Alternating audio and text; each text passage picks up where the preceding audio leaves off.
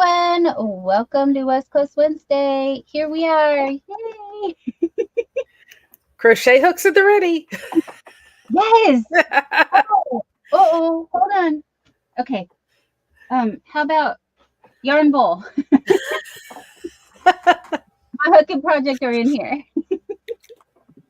Hello, everyone. Welcome to West Coast Wednesday. And we are joined today with a very special guest, Mary from Blessed to Crochet.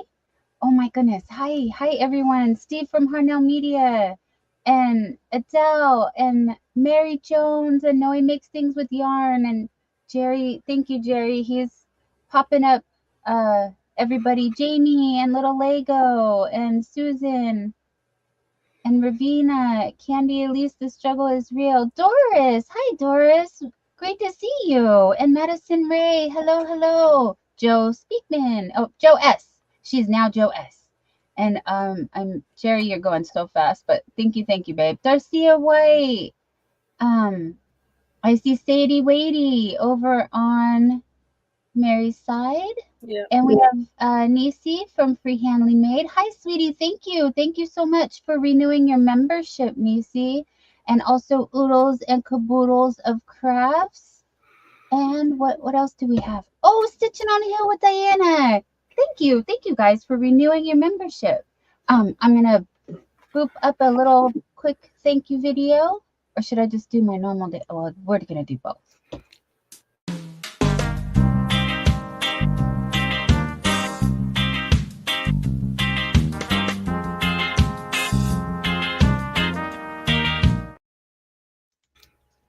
I wish you were doing like this.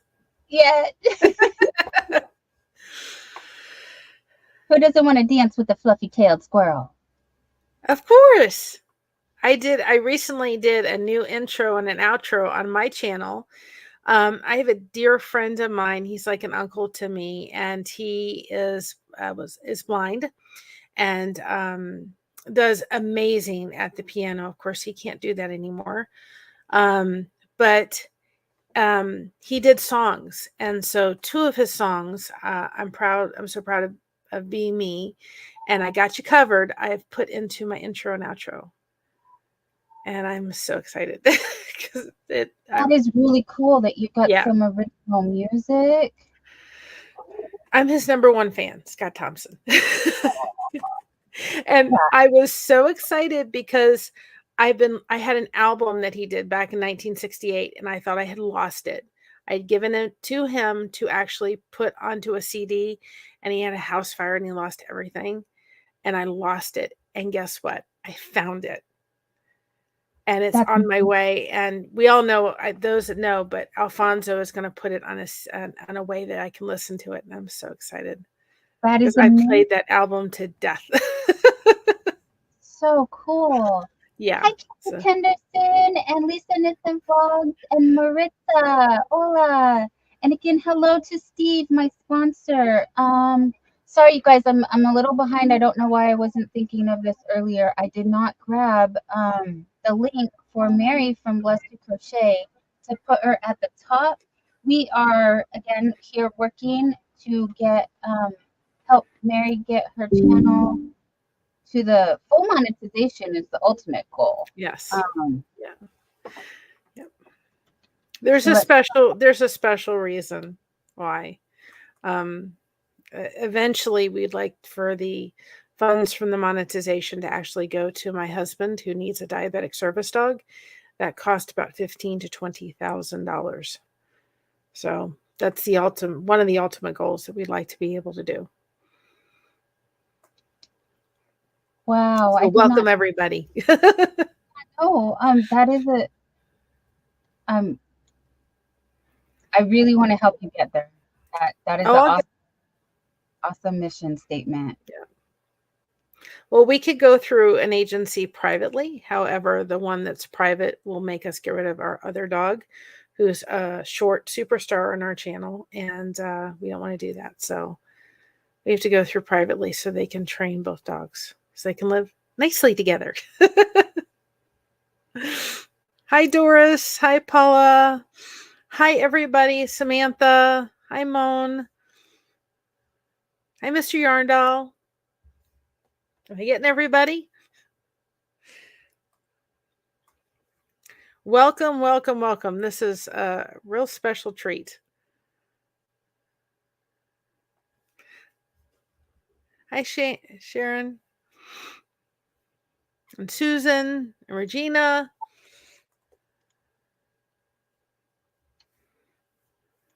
Sorry, guys. I'm here. Regina Layfield. Hello, hun. And yes, Susan Burke. And my dear Adele. Hello. And KB Crochet. And then who else? JB's Crochet Amber will be here in about a month. I need to get better about so many things. We're not here for that. We're here for the yarn. We're here for the yarn and talk about projects. And Mary has brought projects. And you don't have enough on your plate, do you? I don't know how you do it all. I really don't. Well, if you've noticed, I haven't been as hot and heavy in the YouTube streets as I like to be because my body has said, girl, you need to take a rest. And I've been listening to that. I know the feeling. And dear Samantha, are you on my side? I believe you are. Oh, maybe not. Oh, okay. Yes, nope, you're on Mary's side. You guys, please remember to hit that thumbs up. It really does help the channel. It lets YouTube know that you like us and that you will be back. And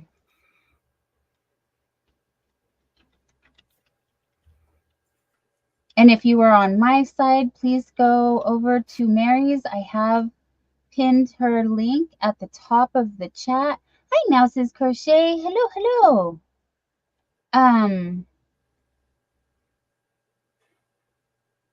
Thank you, Doris. Thank you so much. It's so good to see you. No, I really have been missing everybody though. It's hard.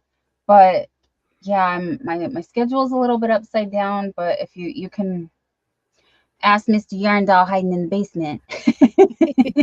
I really have been sleeping quite a bit for, I don't know, just tired.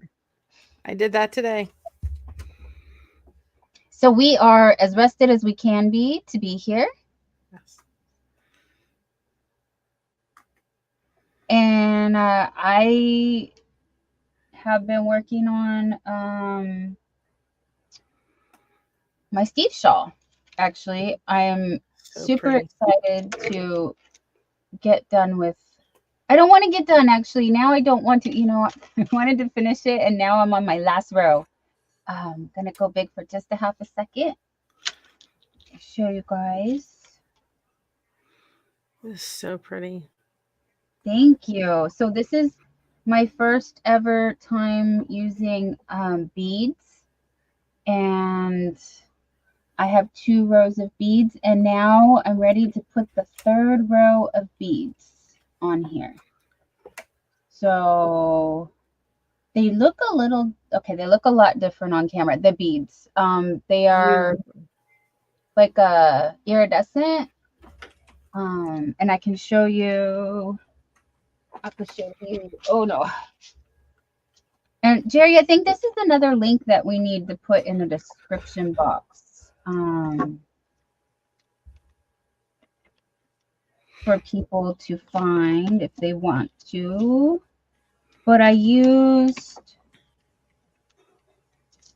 okay, not that one. I used these 2. And yes, you guys, I recycle my containers. So I'm using a cinnamon jar. They'll smell nice when they come out. Actually, they do. And I think cinnamon has all kinds of good stuff. Oh, Margie, I'm sorry to hear that, hon. Margie says, hi, everyone. I'm dealing with a migraine and my back is acting up. Oh, Elizabeth says, that's lovely. I will take it. This was a lot more challenging than I thought it would be. For me, I'm not speaking for anyone else, just myself. And I'll show you why in just a second, but I want to show you the gradient of beads that I'm using. Now, these came in a bag. So I put them in this jar because they came in a bag. But the tubes, these came in tubes, like so. And I'm thinking I'm gonna go to this color next into the it actually goes from black to gray. If you can see, there's the gray. Like so. Yeah, I like that. But I love options, you know. It's a women's prerogative to change her mind. And if I choose to do so, Absolutely. I have this color. So I haven't exactly made up my mind yet, which is why I ended up putting this down and taking a nap. But no, I like the other one. My spooky soul likes this darker color. I think. I think yes. Because the gradient of the purples. Yes, yes, yes. We're going to go with that. So that is where we are at with the shawl. And thank you guys. Thank you. I wish I was able to make some more for maybe eventually when I get more of it like repertoire. I don't know. I don't want to say inventory, but when I've been doing things for a while, I might be willing to part with something in the future. But for now, I need to show you guys stuff. My new inside joke is, does she even crochet? Because we sit here and we talk and we hang out and we chit chat, and I feel like I don't show anything. I don't show yarn. I don't show.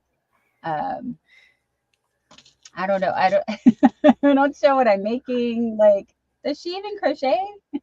But Don, there's so many channels out there that everybody can go to for that. There's so many that this is needed in the yarning community, just to see people sitting and chit chatting and talking and sharing stuff, and it's needed within the yarning community. Thank you, Mary. Yes, that's what I'm really excited and happy that Mary was able to join us, and thank you for waiting.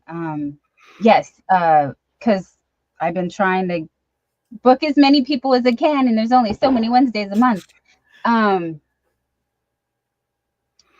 we do have a lot of time to chit chat when we are working on projects, and we want to provide safe spaces for Yep. people to share. And Granny D, hello, sweetheart. Oh, we have a friend in the basement. Hello, Everybody, darling. hello, Hi, sweetheart. Granny D. How Hello, are you? ladies. How are y'all? Happy to see you. How are you? Doing well. Doing Good. well. Yeah, thank It's you. great to see you at home, honey. It's really Oh, great. it's good to be home. It'll be even better once my girls and some buddies come help me clean up this mess I've made. Mm. This room is a little more organized than the rest of the places. Looks like a tornado ripped through it. Woo! With yarn and projects everywhere. But this too shall pass. Well, Yeah. what are you currently working on since you've got projects? Well, now, I was doing that one crochet shawl that I always did, just double crochets and chains. And now this one's just double crochets too, but it's the Agatha's Reading Shawl by Ophelia Talks. Just love it. You saw my ugly one, didn't you? This yarn. Oh my gosh. It's not your favorite. I call this my ugly shawl. The shawl, the pattern's great, but this yarn, oh my gosh. I mean, It's retro. It'll all come back into style at one point. it's crazy. It's Kind of beautiful. The looks like a work. fiesta. Might be good to wear on Cinco de Mayo or something like that. But what I do like about it is how it is. It's like a half hexagon. So it's not pointy in the back. It's straight across, which keeps your whole back warm. Your side meat don't be hanging out. Yes, keep those kidneys warm for sure. That's right. Yeah. So I'm just doing that in a lot of different yarns. Okay. And I am making another do-rag with, this is kitchen cotton, so it's thick, but I'm going to use this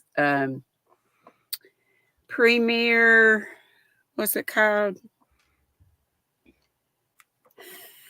It left me. I don't Premium know. is a lot. But it's a sport weight, so it's great. And it's like half cotton and half acrylic. Shoot, Oh. can't think of it. Paula Mulford, thank you, sweetheart. Good night and sweet dreams, my dear.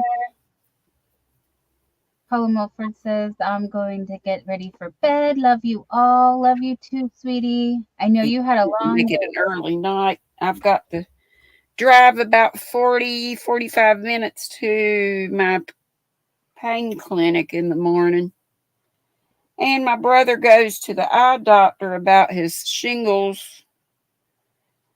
He has it up here on his whole forehead, and his right eye was just totally swollen shut.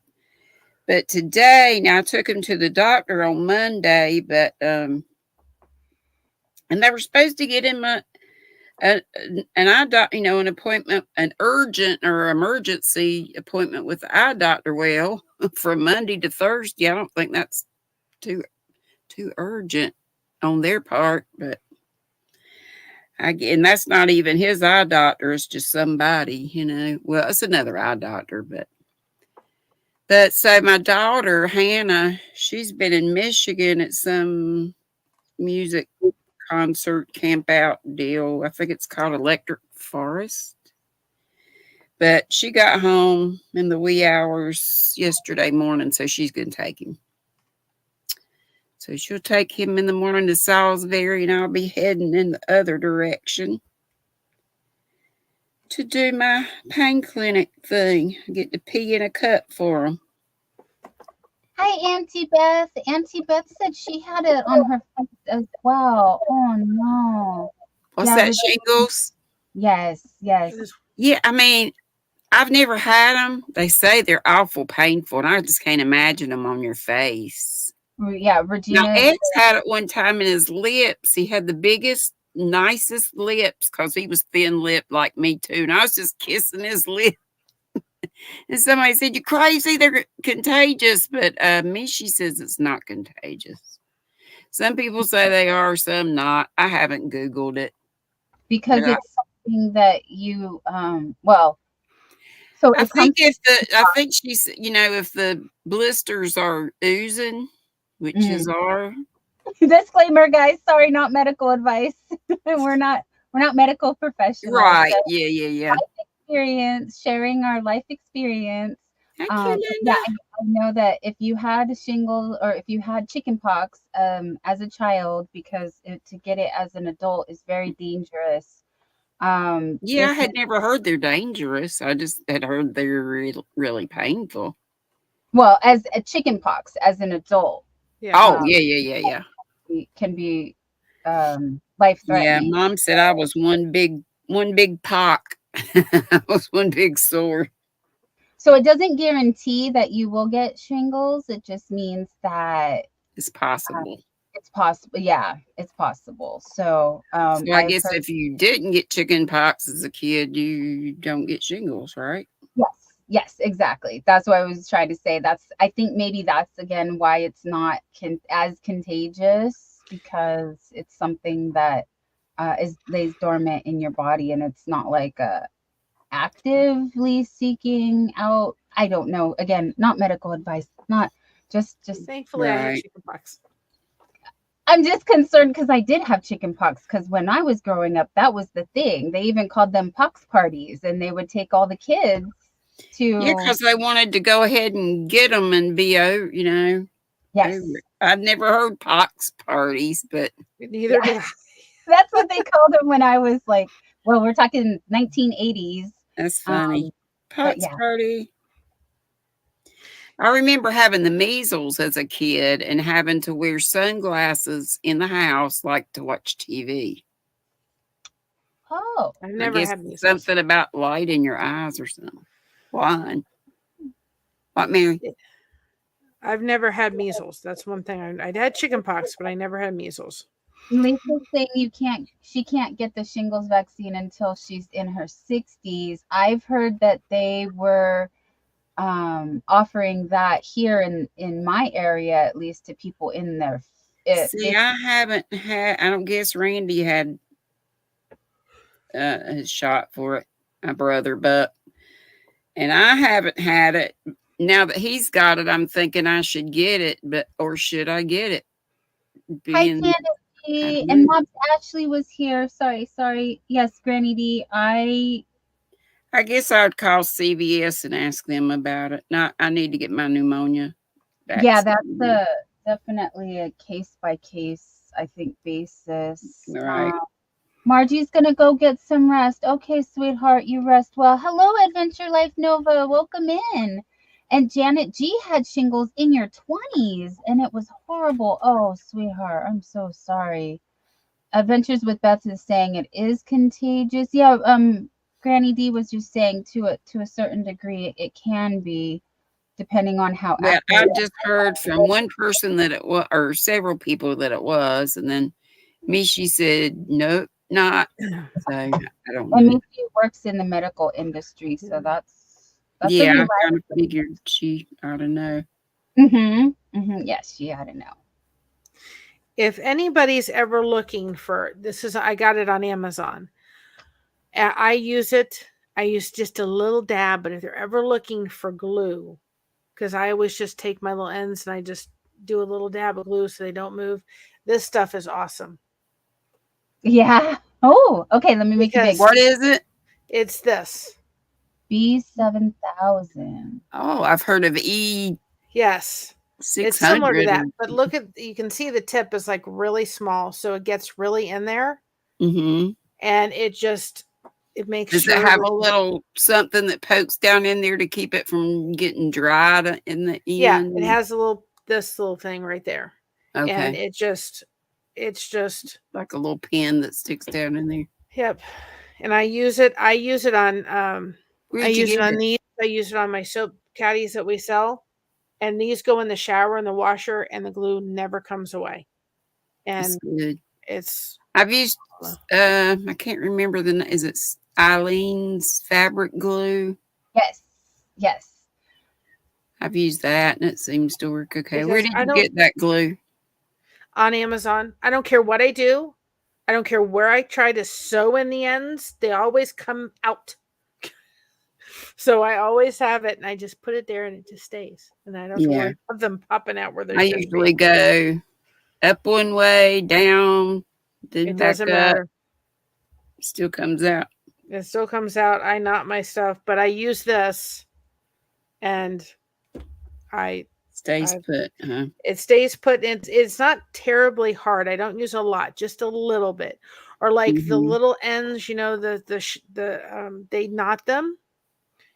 So they're knotted, and then I'll just, if I come across one, I'll take a little bit of glue just to make sure that even though the manufacturer knot's pretty steady, that it's not going to come undone. Just to make sure, and I'll just. I never trust manufacturers' knots. I take them apart and do my little magic knot. I do that too, but this is just an extra little precaution. I'll do that, and then I'll just go ahead and go, okay, let's just make it doubly sure. Yep. Just take a little bit of glue. But this is one that I'm working on right now. Please show us, because everyone's asking, what are you gluing with it? Well, I use it on everything I crochet gets glued. But like the ends, when you weave in your ends. Yeah. Weave in my ends or the manufacturer knots. I'll take them and put a little glue just so I make sure that they're not going anywhere. But it is going to be a dinosaur. You see the dinosaur eggs? Yes. Aww. And then there's the start of the dinosaur. So I'm making this for a friend of mine who has a son with autism. So all four corners are going to have the autism awareness colors. beautiful. Oh, and they'll probably really like the texture Yes. to feel. So I use this thing. I use the glue on everything. Not in Mhm. knots when I get done. Manufacturer knots. I do the knots so that one end goes and you go like this. And I'll put some in the middle and go like this. So that way I know it's not going anywhere. Right. I don't want it to go anywhere.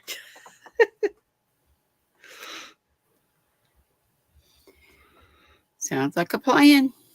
Yep. And that little tip helps you to keep control of it. So you're not putting tremendous amount on. Oh, yeah. Auntie Mama. Hey, girl, hey. Inside, everybody. The lady I get those patterns from is on ST. Gleefully, GLEEFULLY crochet. Crocheting, I think it is. And that's where I get my patterns from.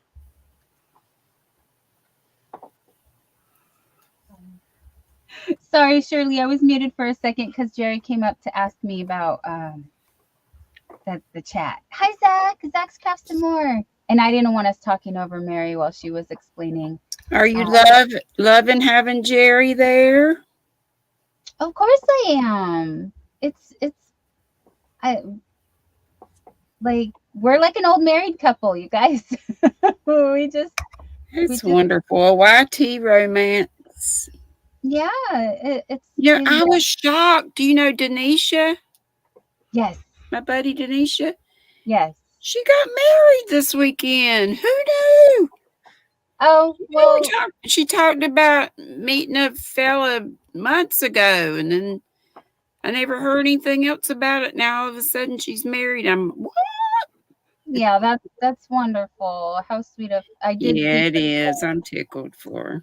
Yeah. Hi, Auntie Mama's Kitchen and Shirley Bain and Zach. I said hello, honey, and Arrow Lover. Hi, and Janet G.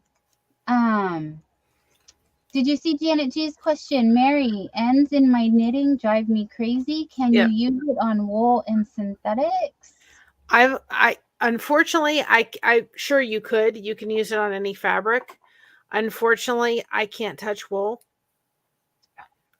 I can only touch acrylic and cotton and bamboo. I can't touch wool. I can't touch any animal stuff. I love making bags out of wool. So I haven't tried it.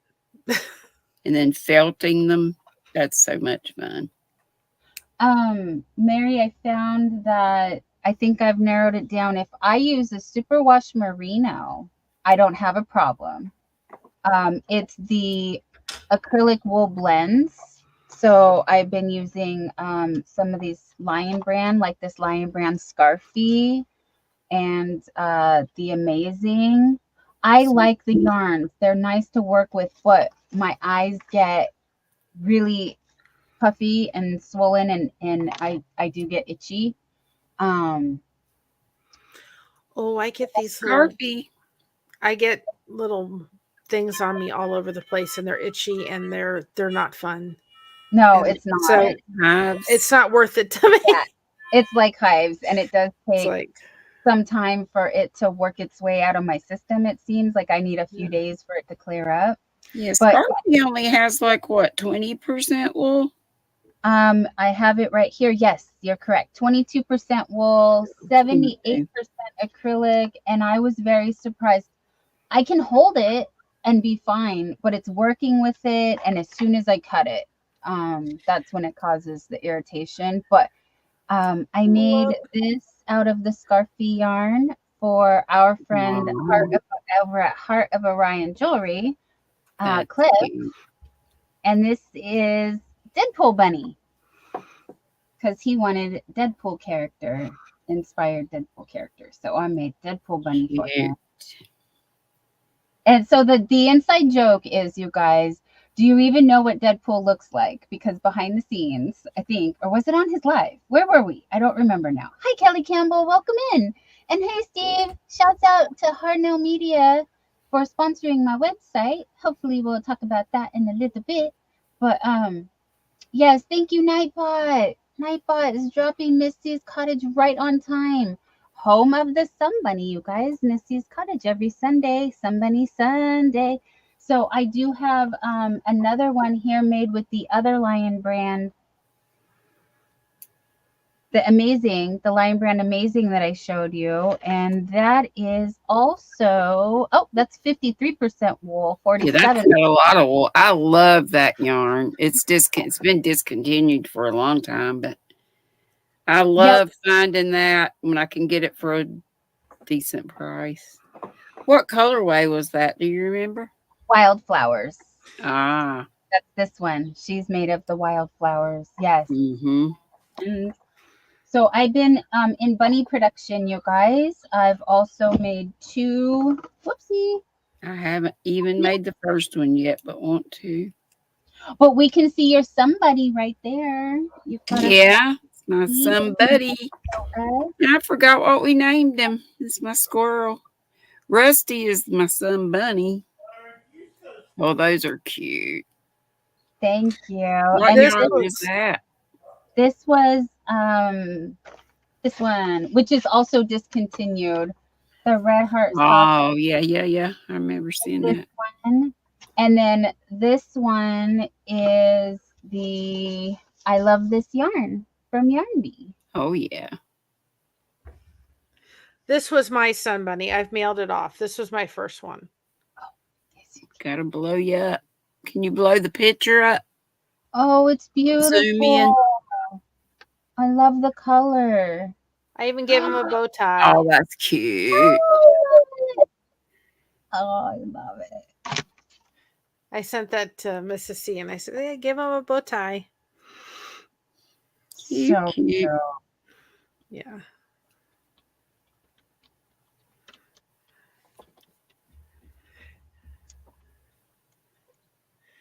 And Yes. I have on blessing through connection. I've started putting channels over on that channel, just like your channels on there and other people's channels I want to be adding to, that people can go over and look through the playlists that are on there to find channels that they may really enjoy visiting, just to support and help grow people's channels. Good.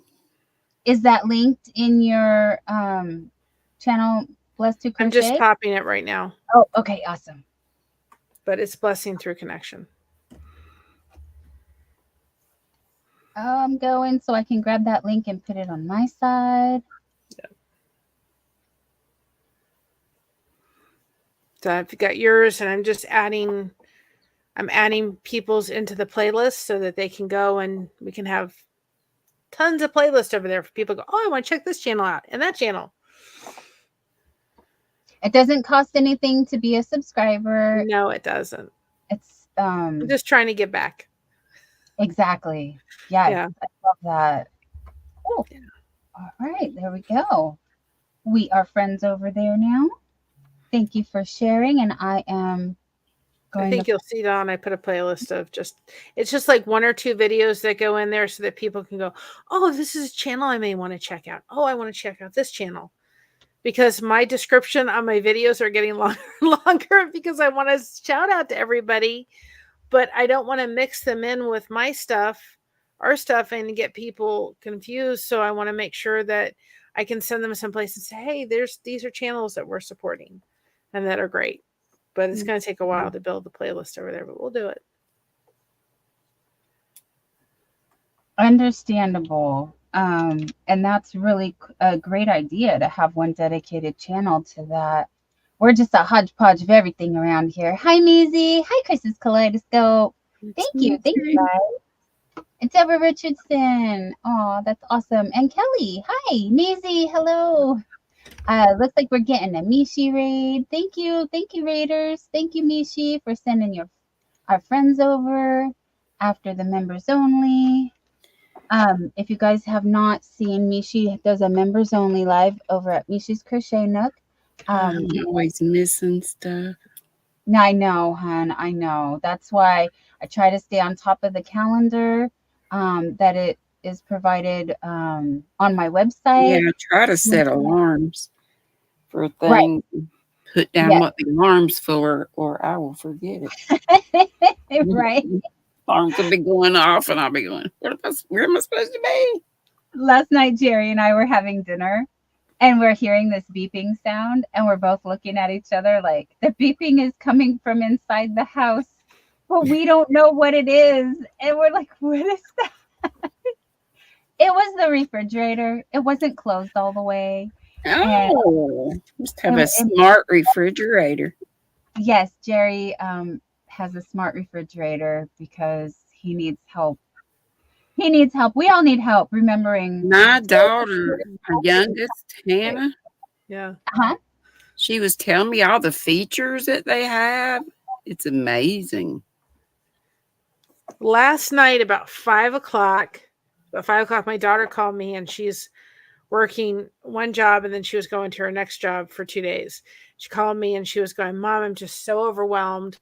And she was talking about something, and she goes, I just really feel like Sloppy Joe's.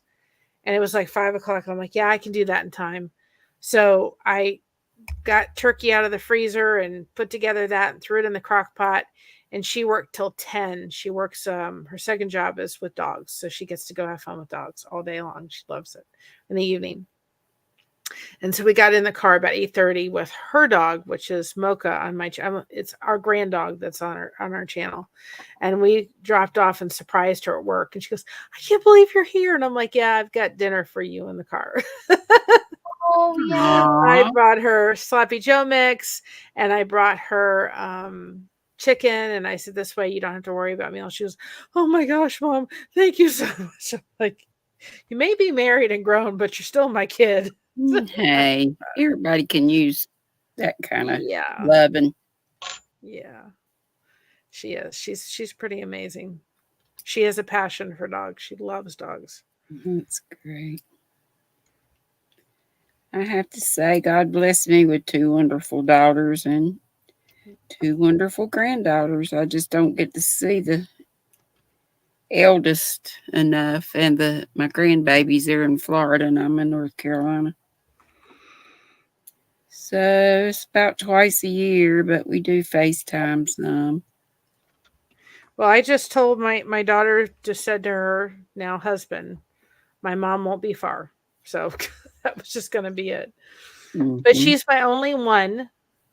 And, and both myself have disabilities, and I'm not really able to drive. And my husband is disabled, and my mother's, elderly, and she lives with us. And so there's Is your not a lot of husband able people. to drive? He can drive, but there's just not a lot of family on my side. He has a huge side. So his family's in Cincinnati, and we can get there in about 3 hours. That's good. But she is adult, but she's high functioning autistic. And so I thought, she's like, I don't think I can move up there and have no support and no family. So it was like, well, we'll just move. That's my youngest. I always suspected, because she had a thing with, she'd do certain gestures and stuff, and I didn't know what stimming was back then, but now that's what I know that it was. And she always had a fear of like balloons, fireworks, stuff like that with the loud noises. She was really introverted. She's a wonderful artist and went to college for studio art, but ended up getting her master's in library science. And that is the perfect job for her because she's always been a book lover, and she can use her art degree also with the displays and different stuff. And she loves her job. So, Well, my daughter is so good with dogs. I mean, she's after her service animal passed away, she was like, Mom, I need a dog now. Get me one now. I can't live without a dog. And she's fostered several dogs. And they came from shelters, just the hard luck dogs that just got a rough shot in life. And yeah. just gave them a lot of love and a lot of caring and turned their life around. And But she just fosters? I mean, not just fosters, but, or does she have? she fostered 3. We fostered Buddy, which he lived with us for 9 months, and then we became his forever family because he passed away, unfortunately. But Oh, had the best last 9 months of his life. And then we had another one named Nyla, who was actually came to us in hospice care, who was just she was just a sweetheart of a dog. And then she got adopted after we kind of got her back to health a little bit, and she was uh, given to a home that had 2.5 years. Best, she had her own Instagram page, Nyla, and this dog was called Nyla Doodles. My husband named yeah. that. So she has an Instagram page called Nyla Doodles. And then we had Hunter, which she had for 4 months. And then we got Mocha, which she couldn't give up after that. It was like, Mom, I want Mocha. So Mocha is her dog, but she can't have her right now. So we're caring for her. Oh, But okay. Mocha came from a tight, a tough spot. People need to realize that those that, you don't have to go in and get all the dogs that need medical needed treatment. You can just have dogs that need to come into a family situation, or the shelters need a better idea of what their personality is. They're just done, they're tired, they've had enough of the shelter. They just need a home life. They don't have to have major medical issues. And a lot of shelters will do that. They'll provide food or medical care, and I know it's hard to let these dogs go, but you're doing something really good because, Right. at the end of it, unfortunately, we didn't find Buddy his forever home, but he became our dog at the very end. Yeah. Um, and he got lots of loving, and he was he was Oh, awesome. And I'm glad we could give him a better end in life than he started with. That was for sure. right.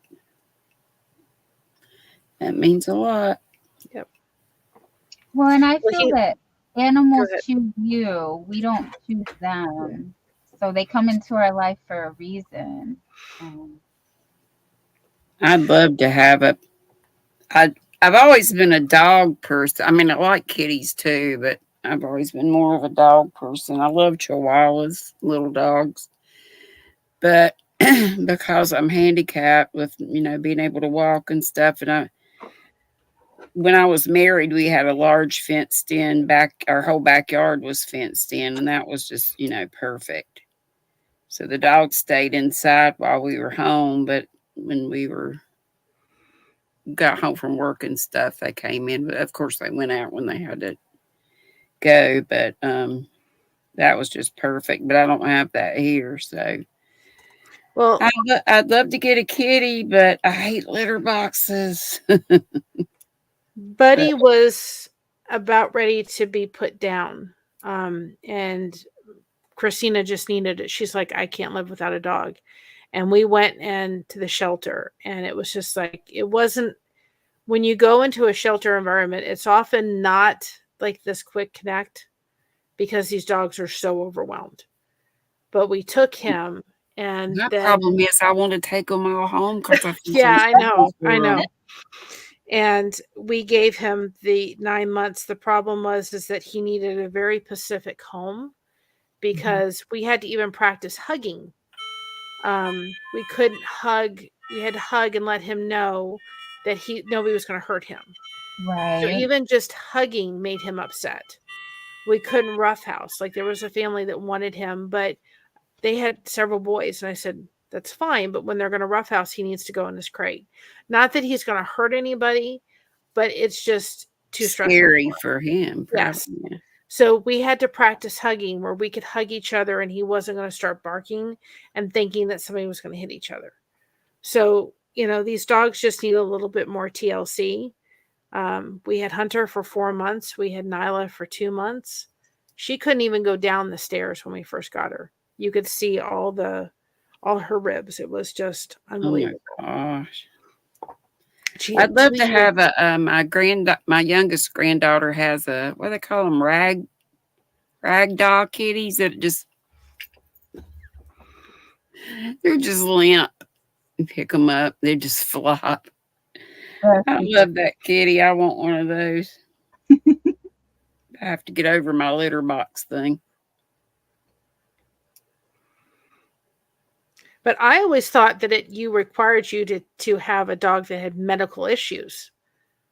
But it wasn't necessarily that. It was like I didn't know you could go rescue a dog out of a shelter that just needed to get out of the environment of the shelter because they were just done for a while. Mm-hmm. So is that's part of the foster program you were talking Yeah, about? they have that, which is so they're acclimated to the home environment yes. in a house routine and people, and not Exactly. just confined to a small. Institution. Yes, yes. Trying to find Buddy for a minute. Buddy, where are you? So you showed the soap savers a little bit. Did you want to tell a little bit more about your soap savers that you have? Yeah, I will.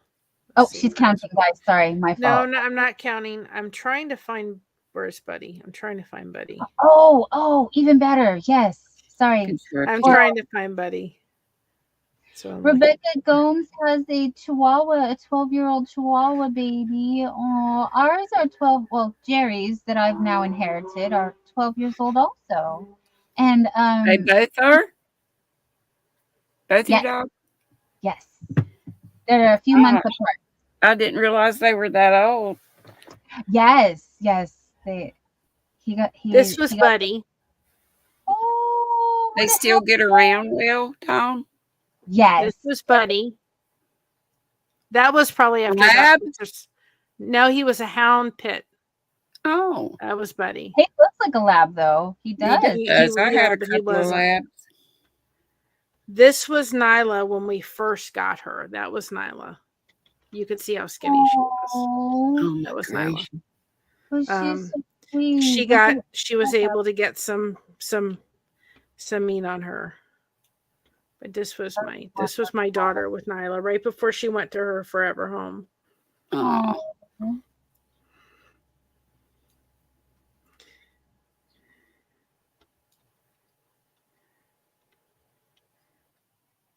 And then trying to see if this was Hunter. This was a dog that literally they couldn't even put in the shelter. They had to put it in the window because he couldn't handle the shelter. That was Hunter. That was probably about 3 months into his care. Mm-hmm. Yeah, I'm thinking seriously about a kitty. So I'm home always except for that week in the summer when we go to Gatlinburg. Family vacay's coming up July 17th. Oh, wow. And I'll get to see Be Creative Pam. Nice. Yeah. I got to see her last year. Right. She's so sweet.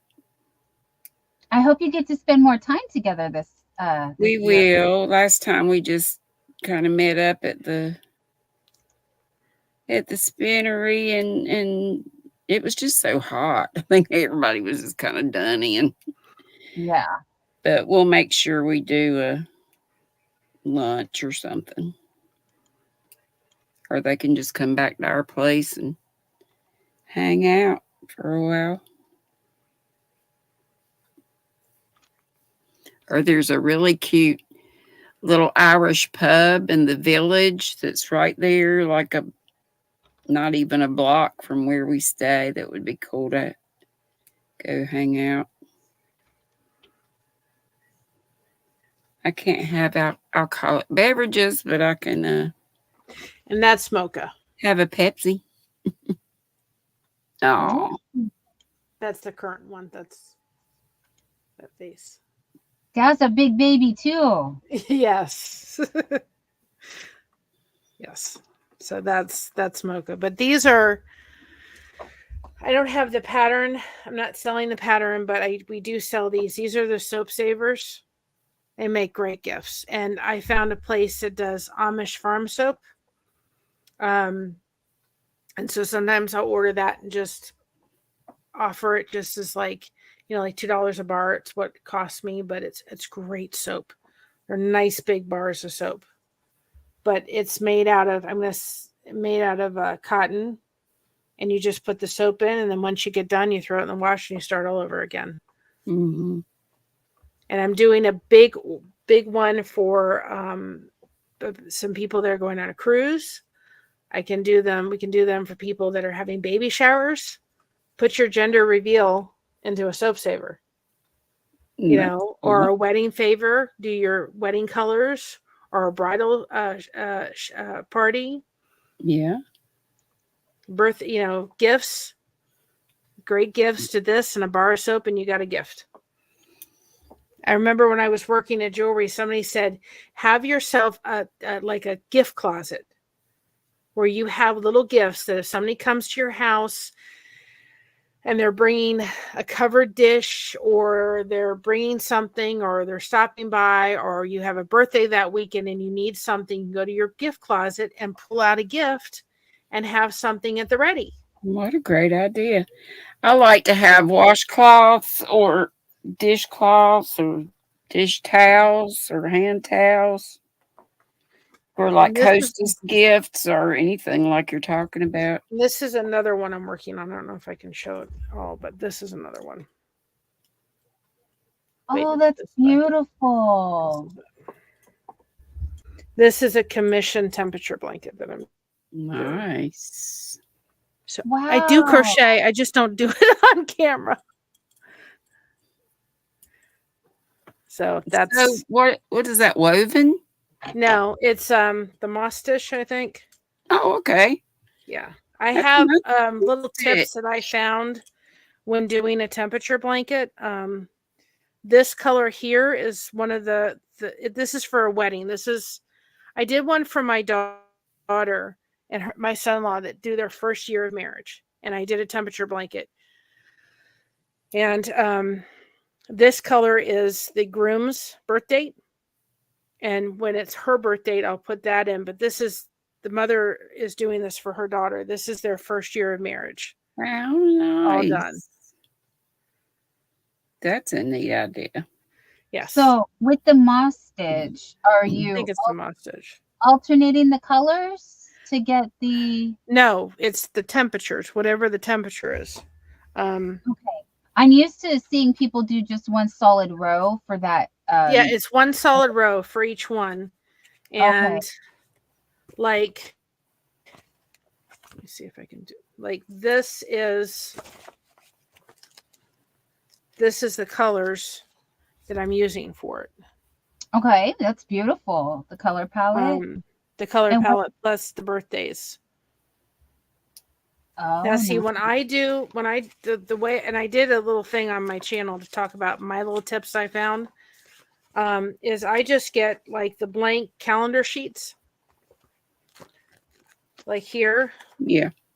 And I will go through Weather Underground and put down the temperature. And then I go to the computer and I enter them in per whatever the temperature is. Like a spreadsheet kind of thing. With a table. And then like I have it where I have like the colors, what the colors are going to be for that time period, so that I can see what the color layout's going to be. So it gives you the entire month to follow. Yeah. And then I'll just check it off as I'm going down. And then when I send this, I will send them this in like a little binder.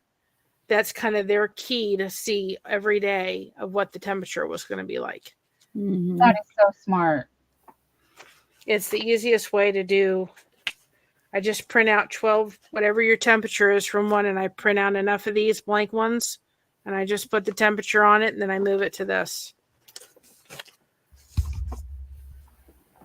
That is an awesome idea.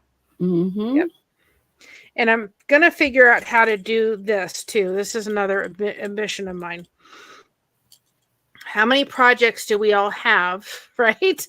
And we don't remember what I know I have. Usually I use a 5, and a lot of these I use a 5, so I don't have to worry about that. But we have forget the hook. Forget what size hook. So what I'm gonna, these come from Hobby Lobby, but I make stitch markers, or I used to. that had the number on it.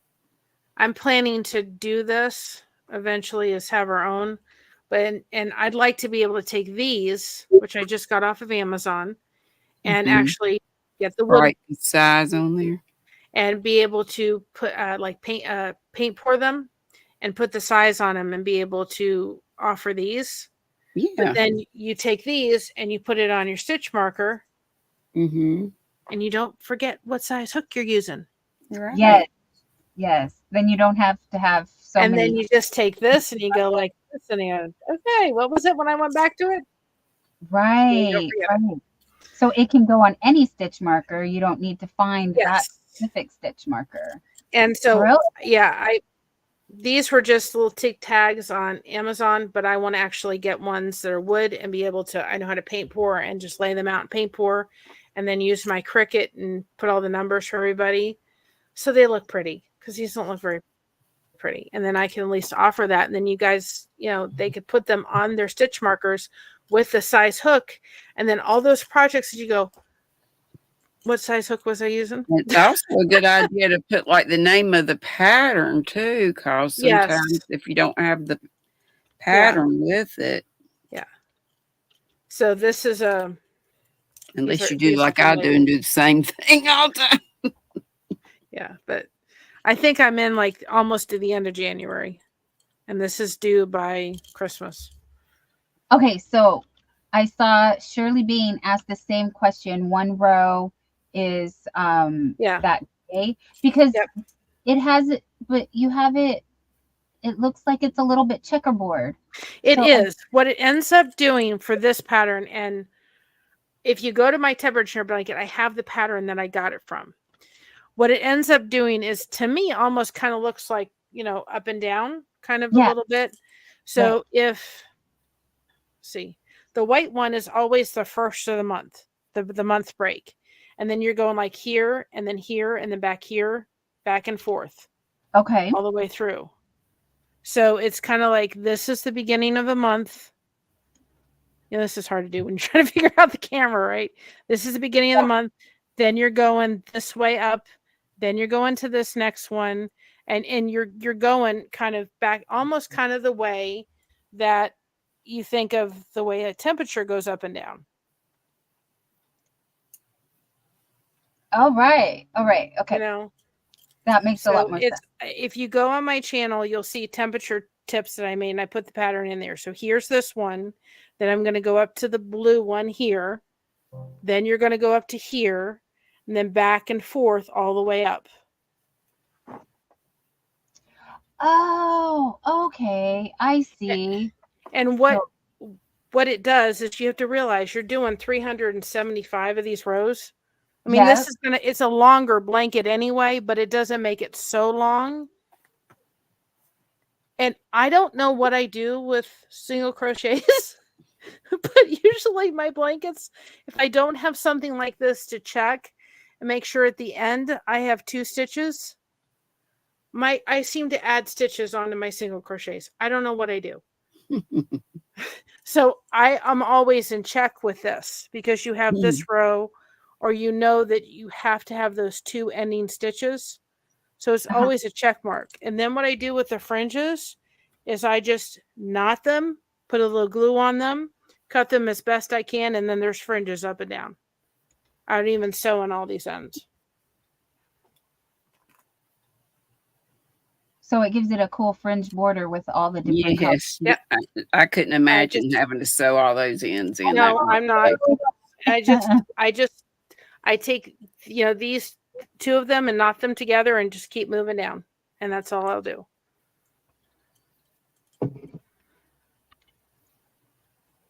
So it comes with a really cool design when it gets done.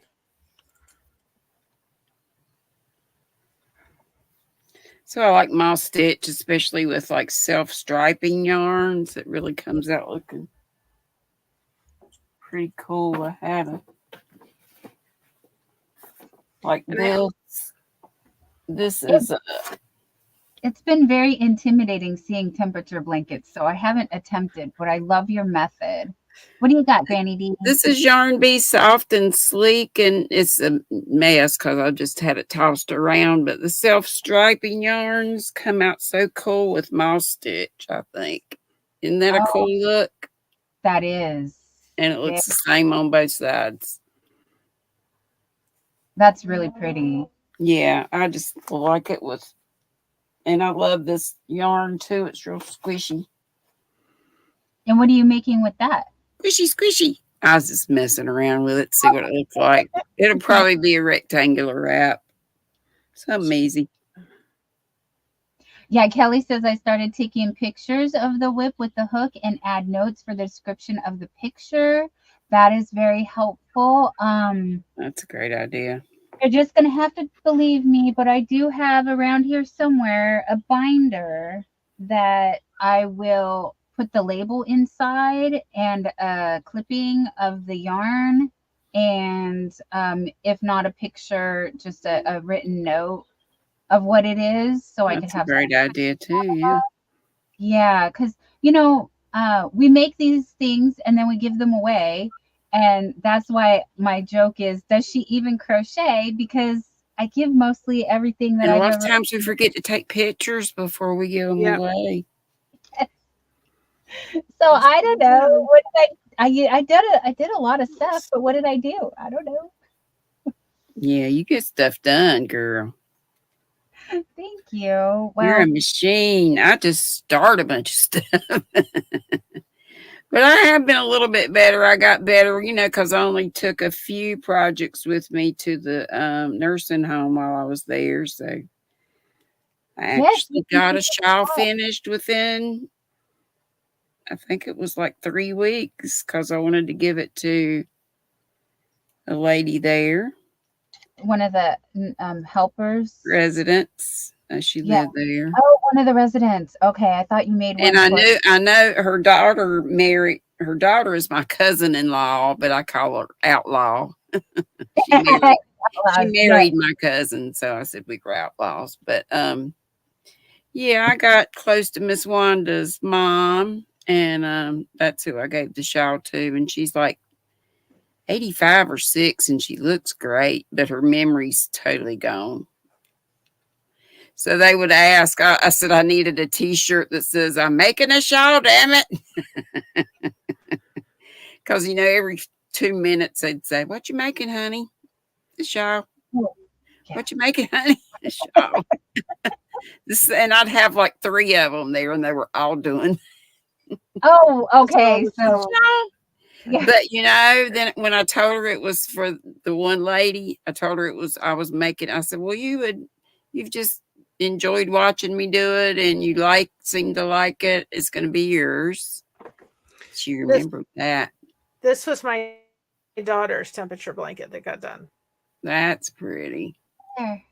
Okay. That's beautiful. Did you use the same? Pretty. I used the same pattern, but that was the one that I did for them. That was their first year of marriage. Good colors. Well, my son-in-law loves orange, so I had to make sure that was in there. And then I put their birthdays in. You used moss stitch for that as well? Yep, I used the same stitch that I've been using. That's on the I love moss. It's just fun. The tutorial that I put up there, because I thought, when I was starting my temperature blanket, I didn't know what to do, how to do it, what to go through. Mm-hmm. And I was looking for every tool that I could get that could tell me exactly what I should be doing. Cotton Fair. That's the name of this yarn. Premier Cotton Fair.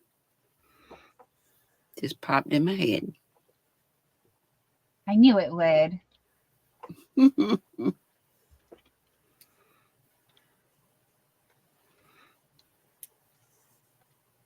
But I get into a lot of series that I sit and crochet if I'm having a bad day.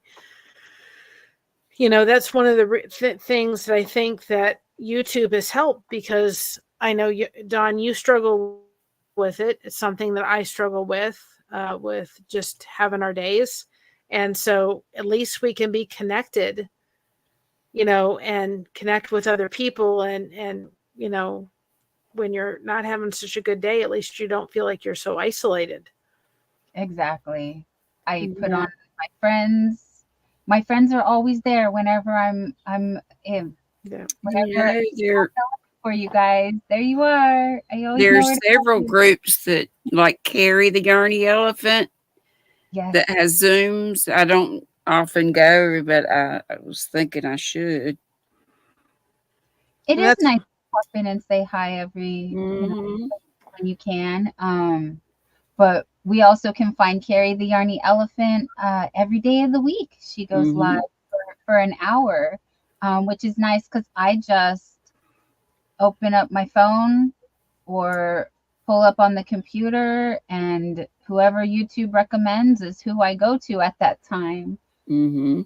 I'm sorry I've been missing you and everybody recently, but I've been sleeping a lot in the daytime, and then I've That's been awake okay, in the nighttime. honey. Rest is important. yeah, it Yeah, is. yeah. I So did that this just afternoon. replay if you want to, if you can. If not, I totally get it. I'm the same way. I just I catch catch the ropes when I can. replay. Yep, I catch the replay. Or Granny D, you've been reading to us again recently. I haven't I seen. started, but I got to get better. I got to do it like every day. I just fight some days are just horrible with trying to stay awake. Yeah, So, yeah, I got to do it for tonight. I think I'll be able to get tonight's. Well, that's why I started, like, we have Lighthouse Mondays on my channel, and that's what we started. And what I'm realizing is people are slowly coming in realizing, okay, what are we supposed to do? How are we supposed to talk again and connect? And it's just a place that people come in, and there's pictures going, and I'll have some stuff and some things going on through it. Gentleman with the blind production, Alfonso, who is awesome, has donated music. So it kind of feels like going into those old fashioned ice cream shops or coffee shops, and the piano was playing and people were just sitting around talking. That's kind of the feel of it. And I just wanted to provide an opportunity for people to come in and just talk to each other and have a place to do that, because the magic isn't in the camera, it's all of you in the chat. exactly. Right.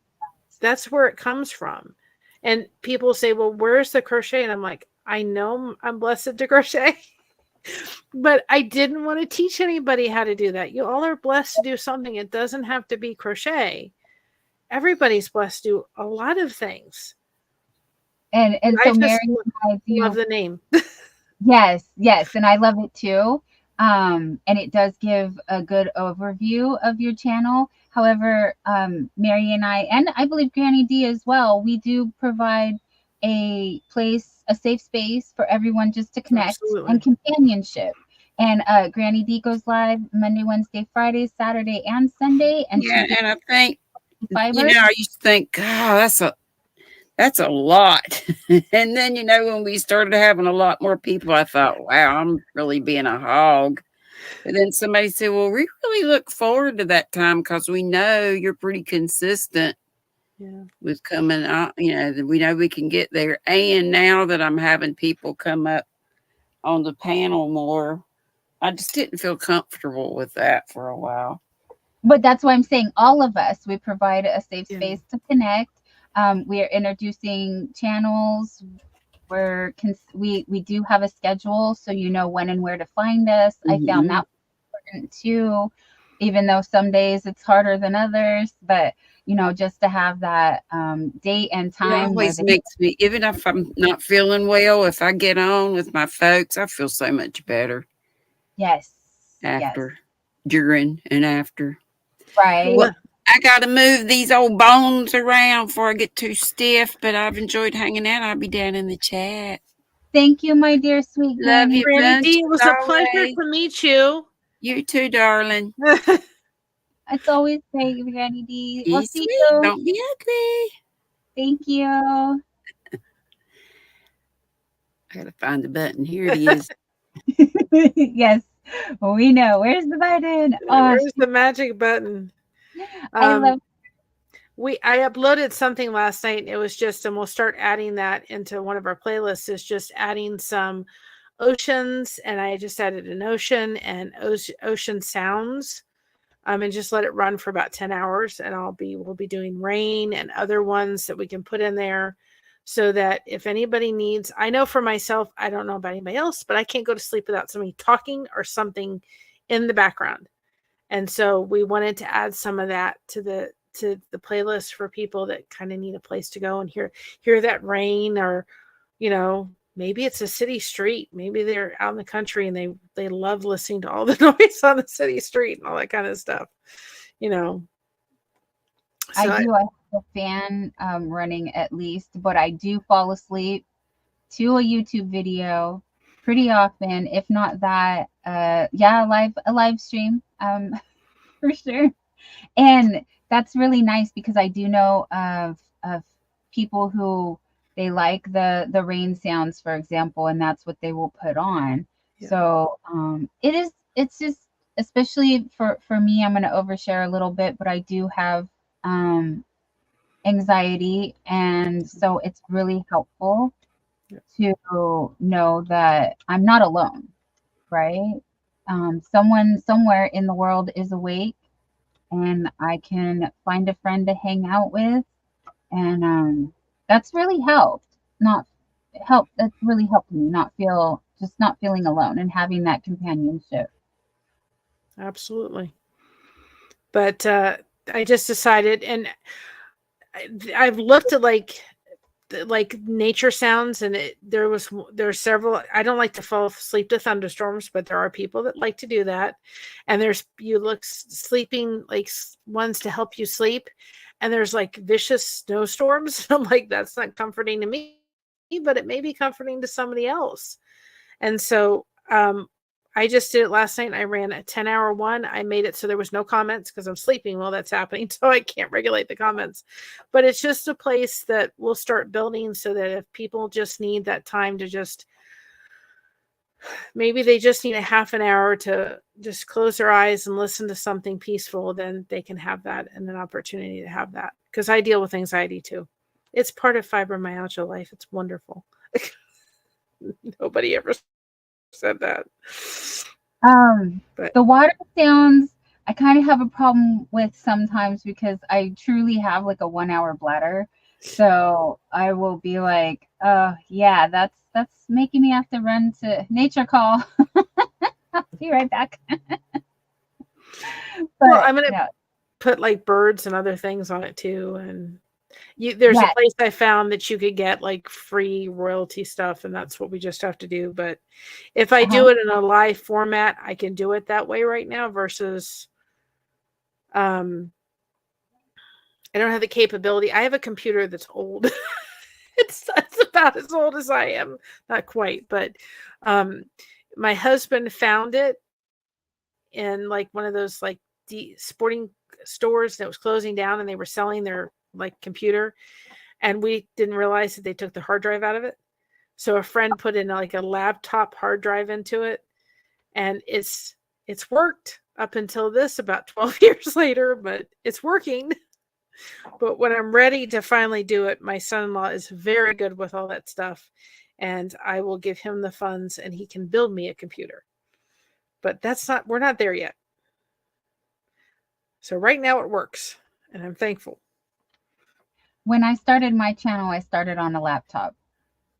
And yes, so baby steps, I think it's really cool that a lot of the people that have been here from the beginning have seen me grow and improve my, camera and computer and those kind of things. So yeah, you guys really are friends, and I know it's a different kind of relationship, but it's really neat that I have friends all over the world, and we connect in different ways, and I still get to know you, like just from the things you share with your lives. And as you said earlier, Mary, yeah, we're here and we provide this platform for everyone to gather, but without the people, Exactly. it's not Yeah, I would have never met you if it hadn't been for this format. right. Right. And one of my mods in the thing is in Australia, and she's just like a sister to me. And I've got another friend in Texas is like a sister, and um, it's just a powerful. Nobody should feel like I say to people, I know this isn't, you know, around a fire pit or you're going out to a social environment, but if this is Hi Alfonso, if this is a way that you are able to do it, especially if you're raising a special needs child, you're caretaking for an adult, you're having a disability, and this is a way that you're connecting, don't feel ashamed about it. Embrace it as a tool and a way that you can connect with everybody. We really are blessed to have this Yes, day and age that we absolutely. can do I agree. and it is so cool. And I do have friends in Australia and New Zealand and all over. I just blows my mind every time. I can't even, you guys. I really can't even. It's just we're all over the world, and Well, it's so and last night my husband got me a Chromebook for Mother's Day. Um, and, and I'd like a laptop, but we're starting with a Chromebook, and we just that's what I started with. Sorry to interrupt, but I just want you to know that is what I started with. I started on a Chromebook. Granny D did as well, and Nisi from Free Handly Made still uses a Chromebook. Yes. And I ran that live last night because it's just easier to run a live with the ocean music. I ran it on a Chromebook all night. Mm-hmm. And so if somebody once said to me, and that was from getting from the lifeboat, if you've got something to talk about and you're passionate enough about it, don't let anything stop you. If you've got your phone, use it. If you've got a Chromebook, use it. You'll grow. Exactly. And you'll get better. If you've got something to talk about, get on and talk about it. Yep, they were right. Because I want to I really do believe if you can dream it, you can achieve it. I know that's a cliche, but it's so true. I often, for many years, when I learned of YouTube, I thought, well, there's nothing I have to offer on YouTube. There's no way that I'd be able to have the ability to run a channel. And so I was just a watcher.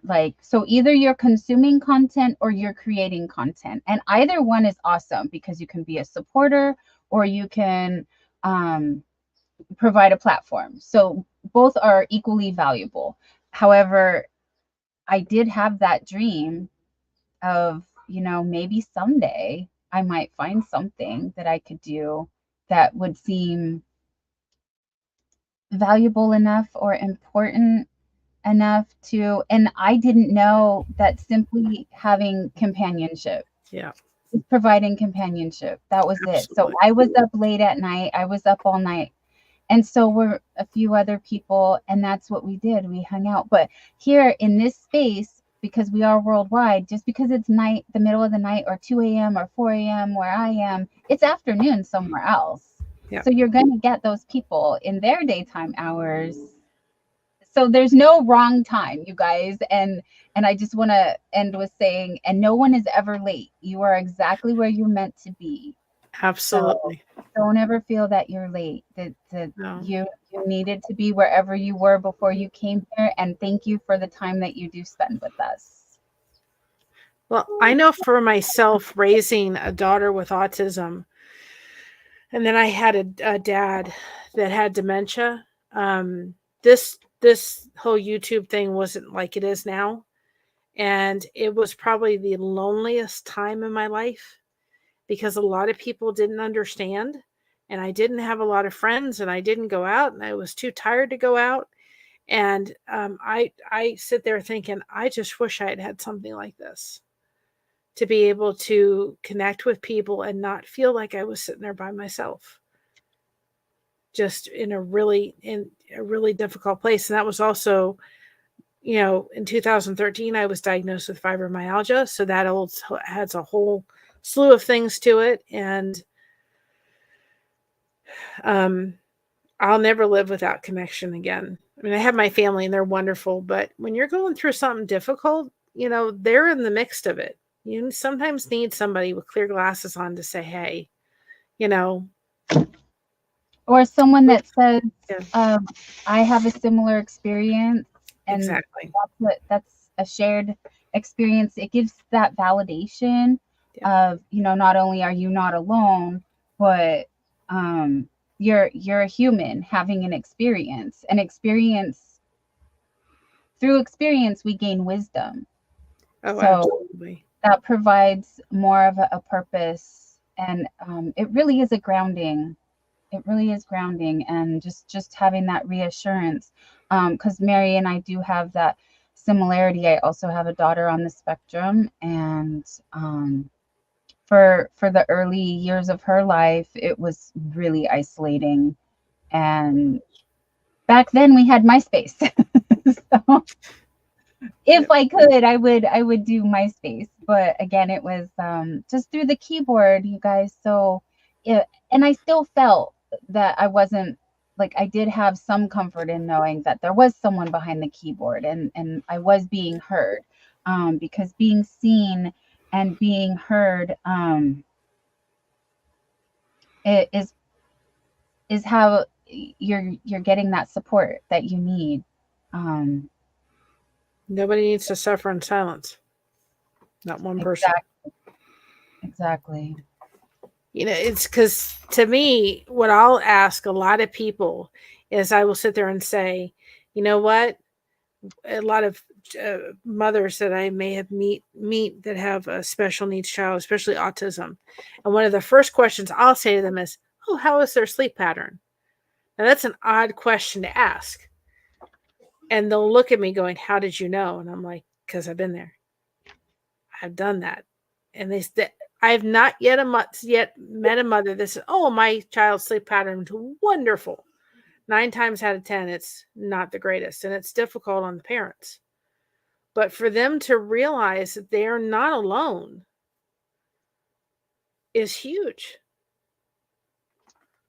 Yeah, I had a friend that was a few years younger than me, 6 to be exact, and this was before either of us had children, and we had our children many years apart.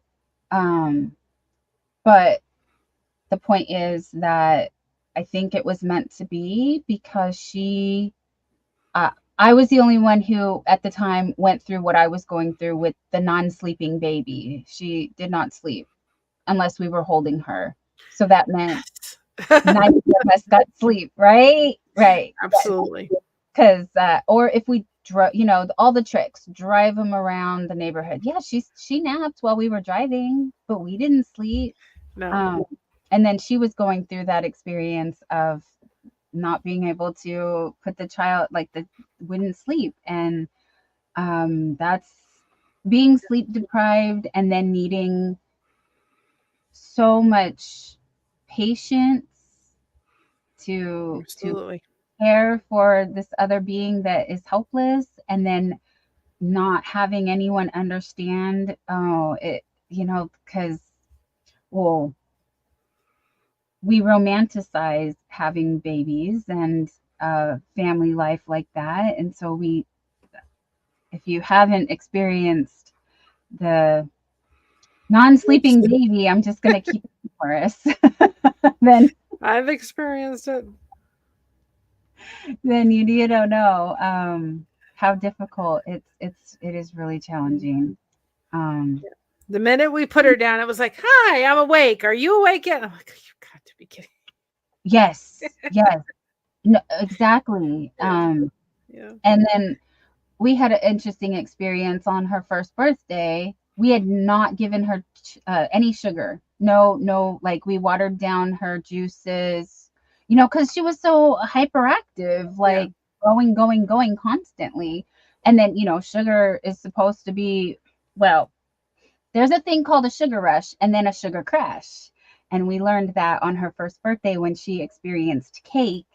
And then we actually got our first full night's sleep out of her, which was quite scary because both of us couldn't sleep more than 5 or 6 hours. So we woke up and we're like, did you get up with her? No. Did you get up with her? Is she okay? Should we check on her? What do we do? And we just sat there for hours waiting for her to wake up. And we were like, wait, is this the missing key that we just give her some sugar? And so then we learned, but it did affect her behavior. The sugar monster, we would call it. We would go to the mall or something and give her an icy, and we're like, okay, we know for the next hour she'll be bouncing off the ceiling, but then she'll sugar crash and we can put her to bed and it'll be fine. But yeah, the first year was definitely the trickiest, and I don't think any of us have recovered truly from. I don't think I've recovered yet. Good night, Art Junkie. Thank you, Shannon. There was a time, and we had gotten Christina in her crib at one point, but for some reason I decided that she was going to sleep. She was sick, and so she was going to sleep. She was just having trouble sleeping, and I was laying with her, and her head was right in this crevice here, and it was probably about 2 or 3 o'clock in the morning, and I woke out of a dead sleep, and I yelled for my mom. I was divorced at that point. I yelled for her, and she came running, and I said, "You go get the temperature fast." She had 106 fever. Oh, if she hadn't been sleeping right in this crevice of my arm and in bed, wouldn't even imagine if she had been in her crib what would have happened. No, honey. But she had 106. She had spiked a fever really high, and I just woke up enough realizing my arm was on fire, and that's what woke me up to do her temperature. I was so thankful that I did. I was like, thank God you were sleeping with me when it happened, because I was able to detect it. So yes. Sometimes a mom's arm is the best temperature. Right. Yeah. Wow. I just woke up and go, okay. We got her temperature down, but that was a little Very frightening. scary. Deborah Richardson, thank you, sweetheart. Yes, sweet dreams, honey. I know we are reaching that time of the night when it is bedtime for many people. I still have daylight outside, so yeah, we'll be here for the night owls. We'll be here for a little bit longer, but yeah, it's just the other parts of the country. I know it's late for you guys, and thank you for hanging out with us for the time that you were able to. I really appreciate that.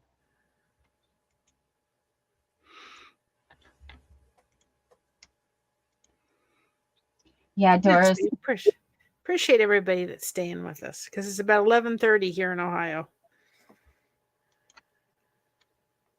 It was raining all day today. Oh, it was raining today. We had a very overcast day here as well, which kept the temperatures nice and cool for us. See, it's too hot for us. I want the winter back. I would too, for sure. I would too. My husband likes the winter, so do I. Same. I love the fall. I was raised in Florida, so I didn't see all the changes of leaves, and so the change of leaves never get old, and I love it. I just do the leaves, the crisp weather. I don't want the heat. Here in the Bay Area, we get Indian summer, so it's the fall does have a heat wave. We have on the West Coast what's called hot August nights. They really are hot. They get very hot. Thank goodness for air conditioner, right? Yes. Our house is kept at about 70 degrees. Oh, that's perfect for me. Jerry and the girls think that's a little too cold for them, but hopefully they'll get used to well, he's back home too, though, because he's from California. The girls just haven't been adjusted yet. here. Yeah, they started out here, but they were puppies. So it's been a few years for them. The cool weather is nice. It helped move a big freezer, and it was what? The cool weather was nice. What does that have to do with the big freezer, Mr. Yarn Doll? I'm confused. And it was heavy. Okay. Confused. Hi, Stitching on a Hill with Diana. Welcome in, honey. And if you guys have not, please pop on over to Mary with Blessed to Crochet on over to her channel and say hello. Give her some watch showers. I have her link pinned at the top of the chat. I will also drop it in the chat. Oh, you try moving heavy stuff on a hot day. LOL. I see. I see. Okay. That makes more. Yes, I needed some context, honey. I'm sorry. Light rain in West Virginia for Regina Langfield. And if you are on my side, you can actually type weather and your city and state or your zip code or a zip code you're nearby. And Night will drop your weather. And if you do exclamation point weather in your zip code, it will do it on mine too. Yay! Adventures with Beth said it finally got down to 86 here. It's not what it feels like, though. Yeah, that's really hot. I have one of these things. I have to remember what it's called. It's a migraine hoodie thing. Oh. And it goes, it's like, I call it a falcon hat because it's what it looks like when you get done.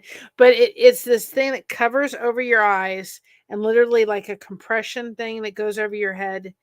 And it does help with migraines. You can put it in a freezer or you can put it in a microwave. But I got the one too that has the neck to it. They have one that has the hood and then one that goes around your neck. If you get overheated, that thing's great for around your neck. That does sound nice. And I put it in the freezer and I'm like, okay. It believe me, when it comes out of the freezer and goes on your head, it's really cold.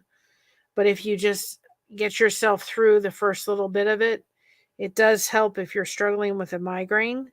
Yeah. It kind of stops it from getting worse. Oh, Diana got Mishi yarn and a hook. That is so awesome. I got some Mishi yarn and a hook too. So I would like to know, what did she give you? I'm just nosy like that. But what I've done in the past is I'll use an ice pack and I'll put it on the back of my neck. I learned that trick a long time ago. But that sounds like, yeah, much more effective. Yes. And I think that's why I prefer the cooler temperatures as well, because if you do deal with a lot of inflammation, as I do, then I like feeling cold. I don't like being hot. I really don't. Neither does my husband's a diabetic, so diabetics don't perspire or regulate their heat the way you and I do. So they need it cooler. So yeah. But I'll send you the Amazon link where I found this, and it is just wonderful. Nice. Thank you. Mimi Loves Crochet is saying good night, it looks like. Hi, Mimi. Good night, Mimi. Yes, she must sleep. Early day tomorrow. Sweet dreams. Thank you, Mimi. You too. We will see you in the YouTubes tomorrow. That's why I like the cold winter, because I'm right by my window. And I will open that in the middle of the winter and let the cool air in, and it feels so good. Kelly Campbell is in Florida and says BioFreeze is my friend. I lived in Florida. I don't ever want to go back. Florida is wonderful, except for the hurricanes. I don't want to deal with them again. I don't. I've been through Andrew. I've been through Wilma. I've been through Andrew, Wilma, and Irma. Wow. No. That's scary. Right? No, thank you. No. And the traffic. Oh my goodness. The traffic is just horrible. Yeah, I'm not a fan of the traffic here either. You're out in So California. correct. Yes. I've been watching a redo of 90210. That shows you my age. Ah! And I was thinking of you today. I'm like, this is perfect. I was sitting watching, doing my crochet and doing 90210. That's cute. Thank you. Yes. And I'm going to have some, I was able to go on Fourth Wall, and I'm going to be adding some shirts and stuff to my channel too, which I'm excited about. And Oh, I very have nice. one of the gentlemen that does our music also does amazing graphics. And he has donated he's donated a graphic for me to put up on a shirt. And it has a llama, and it is so cute. Oh, yes. We love the llamas. Yep. No drama llamas allowed unless it has yarn involved. Yep. Yep. So That's that right. will be put up soon. Yes, you guys, it's so important to protect your peace and just surround yourself with positive people as best you can. Um, it really does help. No, Scrimshaw, you're fine. You're fine. I do not have a problem with all caps in the chat as long as it's being not telling people what to do.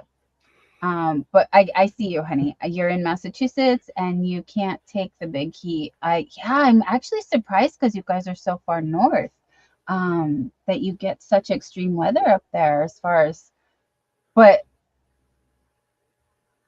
I could see why it would feel more extreme because just in theory, you get lower temperatures. So when it doesn't have to get that hot to feel hotter. Am I guessing correctly? My my grandmother was born and raised in Aberdeen, Scotland. My mother was also born in Aberdeen, Scotland until she was 4 months old. My grandfather, who was Greek, went over to Scotland, and that's where he met my grandmother. He was serving in the military.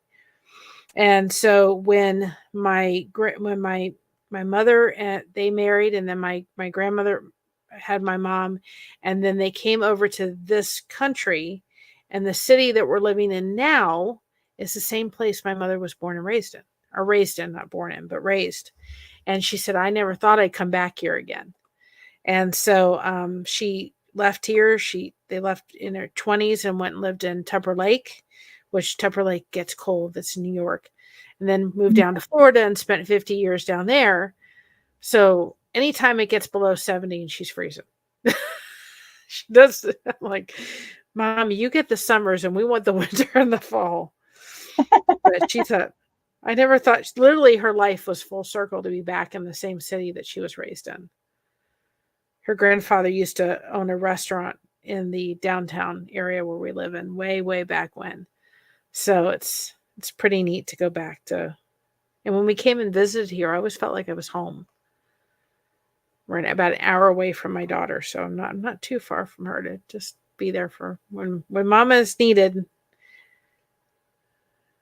I come and help her out when I can, when my body will allow me to. Yeah, that's really nice that you can Yeah. do that for her. We just celebrated my husband's grandmother's 95th birthday. Oh, Yeah, we went down to Cincinnati, saw some of my nieces and nephews. My littlest nephew ran up to me and said, Hug Aunt Mary. I was like, you got it. Anytime. yeah, So precious. right. She celebrated her 95th. All of her children were there. She has 6 children, 30-something grandchildren, over 33 great-grandchildren. And I said to her, you can't leave this world till when my daughter's ready to have children, because that will be her first great-great-grandchild. Right. Yep. Oh, So you got to stick around for a couple more years. So we had a party for her. of course. Yes, that is a big thing to celebrate. Yep, I started the whole thing. She did. She did. So it was nice. We went down there for that. My daughter went down there, and my son-in-law got to meet some people he hadn't met yet.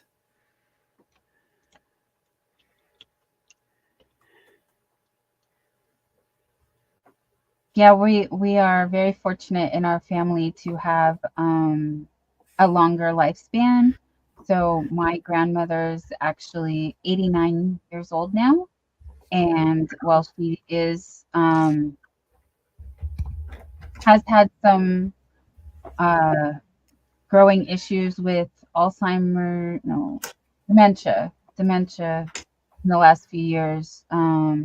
She's still doing very well, and we did at one point when my great grandparents, we had 5 generations Wow, that's existing amazing. on the planet at the same time. So yeah, that was pretty cool. With what you said, great grandbabies. So um, yeah, that was very cool. My child does not want to have children, so you guys please forgive me for my horrible joke, but if you see me borrowing other people's, I promise I'll give them back. I just want to borrow them for a little while. Well, there's a program that we have in our local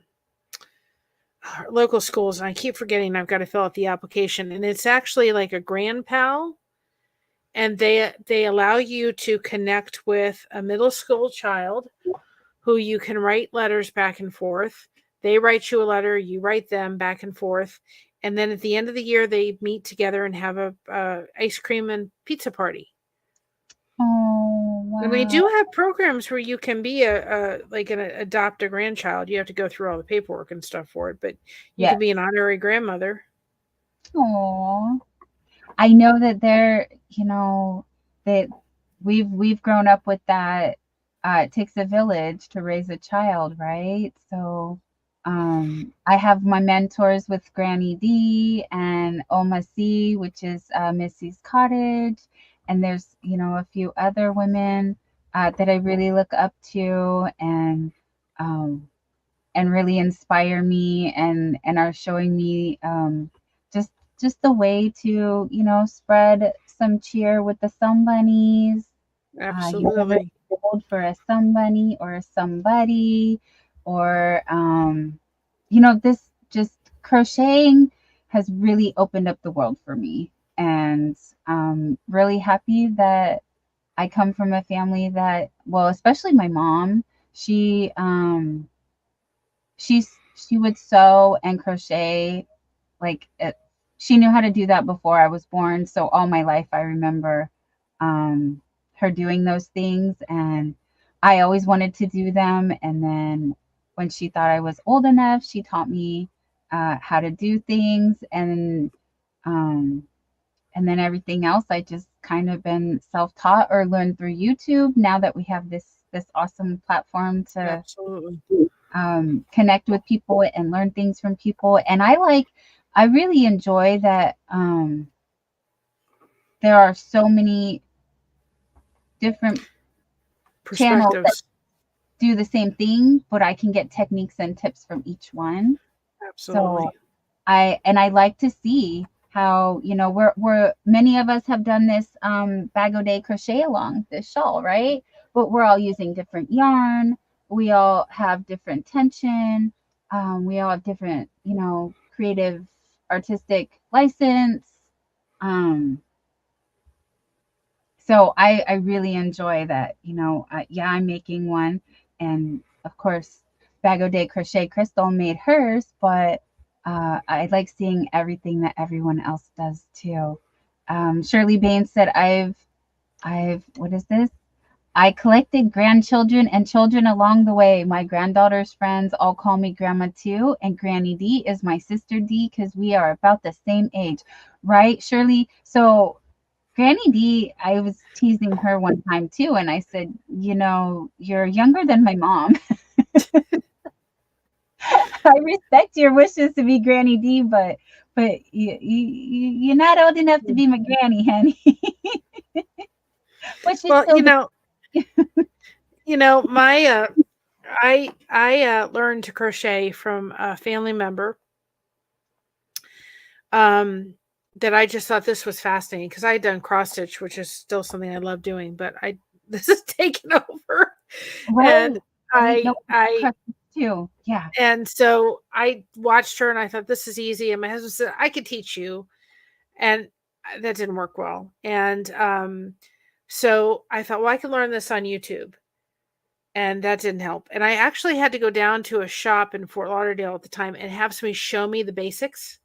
And then I was able to catch on, and I was doing this hat. And I said, I'm just going to get done with this hat, and then I'm never picking up another crochet hook ever again. Well, I should have never said that. But I was just doing a single row back and forth and back and forth. And I'm so glad that I found it, because there's days when I'm really hurting that I can go into that crochet mode and forget. I know I'm hurting, but I'm forgetting that I'm hurting. It's been a struggle a little bit, because the person that taught me how to crochet is choosing to not be in our family anymore right now, and that's been hard. But I haven't allowed that to steal the joy I have for the passion I have for it. Good. My other aunt has been diagnosed with stage 4 liver and lung cancer, and so that's hard. But I'm thankful that that person that allowed me to to want to do it. But I thought, just because they've chosen to do what they're doing doesn't mean that I need to stop crocheting, because I can't. I'm hooked for life. Yes, for sure. I know. I call it like an itch in my brain. And I actually really enjoy doing, and what I've been kind of hiding down here, you guys, that I've been picking up a little bit off and on. I like chevron, and It's beautiful. I started with single crochet, and then I learned granny square, but I forgot that. And then the thing that brought me here was I wanted to learn double crochet. I know my friend had taught me when she taught me how to do a granny square, but I had forgotten. But I remembered there was a double crochet, and then this came from a book that I don't have handy. Do I? No, I don't think it's. I don't actually. I don't know. I try to organize stuff and then I lose it. I But know the feeling. it's a leisure arts. It's from like Yeah. 1993, and it's just 8 simple little patterns called Ripples for Baby. And so it's just a simple chevron pattern, but you do the back loop only. So it gives a little bit of a texture to it. See, that's something I always have a problem with. Back loops and all that kind of stuff. I always just have, I don't know what it is. I always have a little bit of an issue with it. The back loops and the front post, and I don't do well with that. And I don't know why. When I do a single crochet, if I do a single crochet row, because that's what I was going to do for the temperature blanket, and I don't know what happened. It just started going this way. Oh, I was like, okay, how can I be adding stitches to this? I just don't do well. So I don't like doing hats. I make hats and they're bigger. This was my attempt, because for a while there, and I still do at times, I ripple off of the lifeboat. So we simulcast. And I thought, oh, well, they have a trophy when somebody's been, done something good, or had some sobriety or whatever. I'll do a trophy. Y'all, I can crochet, but this is pitiful. They call this floppy trophy. And actually, Orion wanted one. And I love it. But I don't do this totally well. And when I do hats, they're always bigger than what I have to go down, like way down, because they're always huge. But this isn't my best in crochet. The people that do amigurumis, I love y'all. And this is one I did for when people have birthdays. I raise a cupcake. Yum. For everybody, and say happy birthday. Yes. But it's not my strong suit. My strong suit is blankets. That's where I just love doing. And I feel like when I give somebody a blanket, I've given them a hug. Right. And so that's where my passion is always, is in blankets. I love doing blankets. That's where I started. Single crochet. That's all I knew how to do. I got this Red Heart baby yarn because back in 1996, when I asked my mom to teach me, this was the softest yarn I ever felt. I did not like any of the other yarns. I just wanted to use this yarn, and I wanted to make an adult size blanket. So what I did was, I thought it was queen size, but it ended up being 10 by 12, 10 feet by 12 feet. And I believe it's like, I want to say like 25 skeins of this because I just used the whole thing until it ran out in each color and its stripes. And I actually made two of these. The first one I gave to my daughter, and then I made myself another one. And like I said, I got bored with that, and I was like, okay, I want to know what else I can do. And I actually made my first amigurumi out of this yarn because it was the only kind of yarn I had. And I wanted to make my sister a dog because sadly her reindeer Chihuahua had passed away from cancer. So I made her a little reindeer Chihuahua.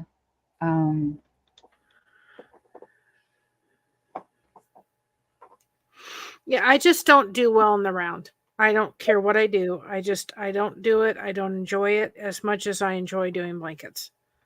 So I think that's an example to say to people, if just because that's something that's in the crochet world, if it's not something you don't do well, but you do well in other things, focus on those. There's a lot Right. of people that do amigurumis wonderfully, but that's not my strong suit. Yeah. I'll do them, but it's not something I'm I'm totally good at. But you'll get better if you keep, I've gotten better. Yes. I just I'm particular about what kind of yarn I use for my amigurumis.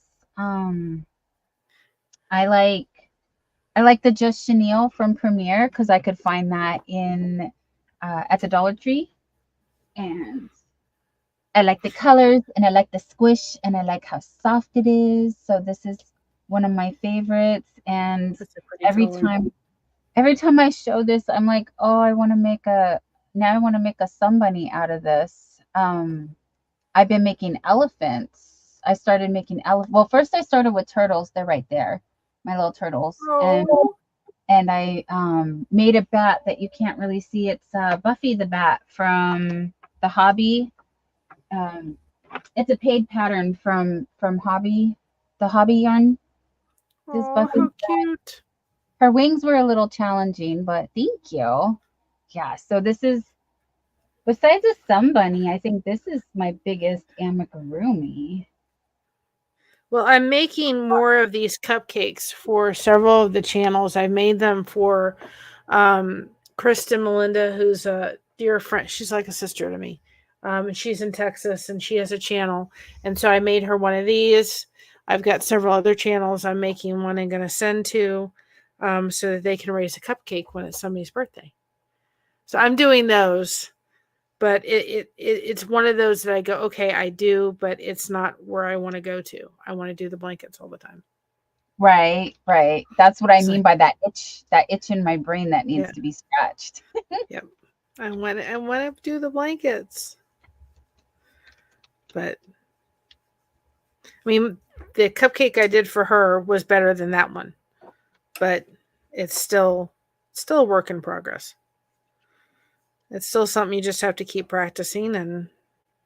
But if it's not something that you totally enjoy and you're doing it just as a gift because you want to give it to somebody, but if it's something that you're struggling with, then put it down for a while and come back to it. Melanie J says, I love the rippled stitch on the trophy. It is awesome. And Leslie's Crochet Corner is going to call it a night. Spent the afternoon filming and editing and survived your first premiere live. So there's that. Lots of love, Leslie. Thank you. Congratulations, honey. And Susan Burke, it says, are you doing the gumball blanket? I want to do the gumball blanket, but I am trying to finish my Steve shawl. I'm on my final row of the beads, and then we are done with Steve shawl, and we need some finishing touches on some bunnies, on some sun bunnies, and then I can wrap up all these projects. I need to write some stories for them and send them off. But the cupcakes and the trophies are so perfect because they're Yeah. smaller, so you can make a bunch of those pretty Yeah, quickly. this was just a single crochet. But I'm planning to make, I've got several other, the lifeboat, I'm planning to make them a cupcake. And I said to the gentleman that's donated our music, I'd make him a cupcake because he does wonderful live concerts, Alfonso. And I'll go over to his channel when he's doing them, since he's legally blind, and read his chat for him. So I'll go into there and read his chat. So I'm like, I'll do those just to say thank you to people that have been really helpful to us as a channel. That's really sweet. Yes, that's wow. It's so awesome to have you as part of this community, because as much as I wish I could be everywhere all the time, I really love hearing that there are so many other people out there supporting other channels. So I'm like, yes, I champion this cause for sure. Please go and uplift the community, you guys, because I really do believe in you. And I know that even just being in the bushes, that's fine. Thank you for giving us your time. That's what, and then when you can help support other channels in other ways, that's awesome too. But my biggest thing I like to say is help me help you. So if you need help, please reach out. And if I can't do it, maybe someone else in the chat, like we've been saying all night, this is a place to connect and have companionship.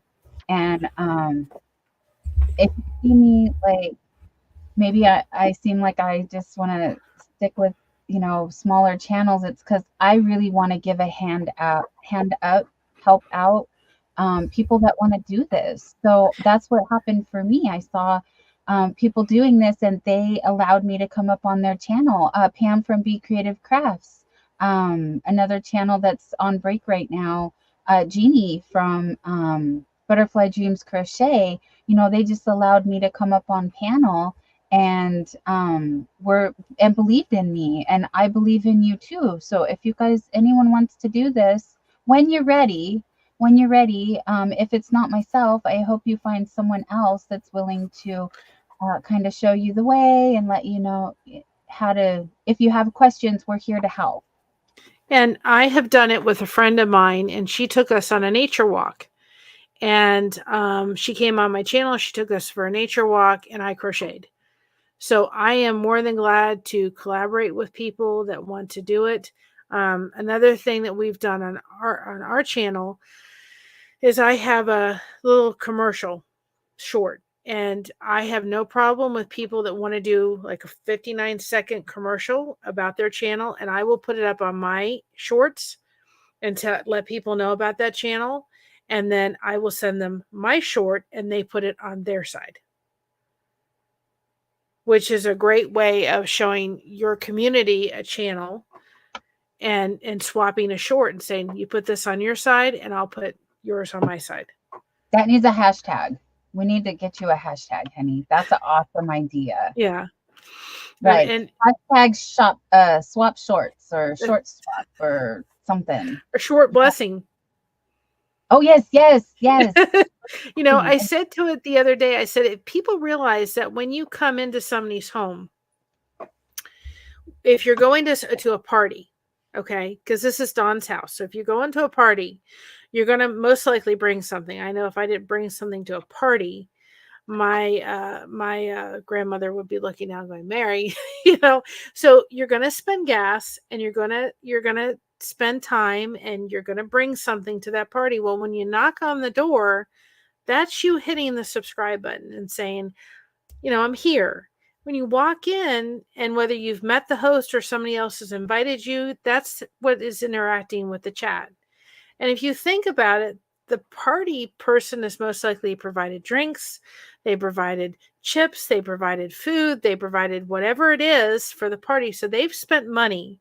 And for us, it's our computers and our other things and our microphones and all that kind of stuff for you all.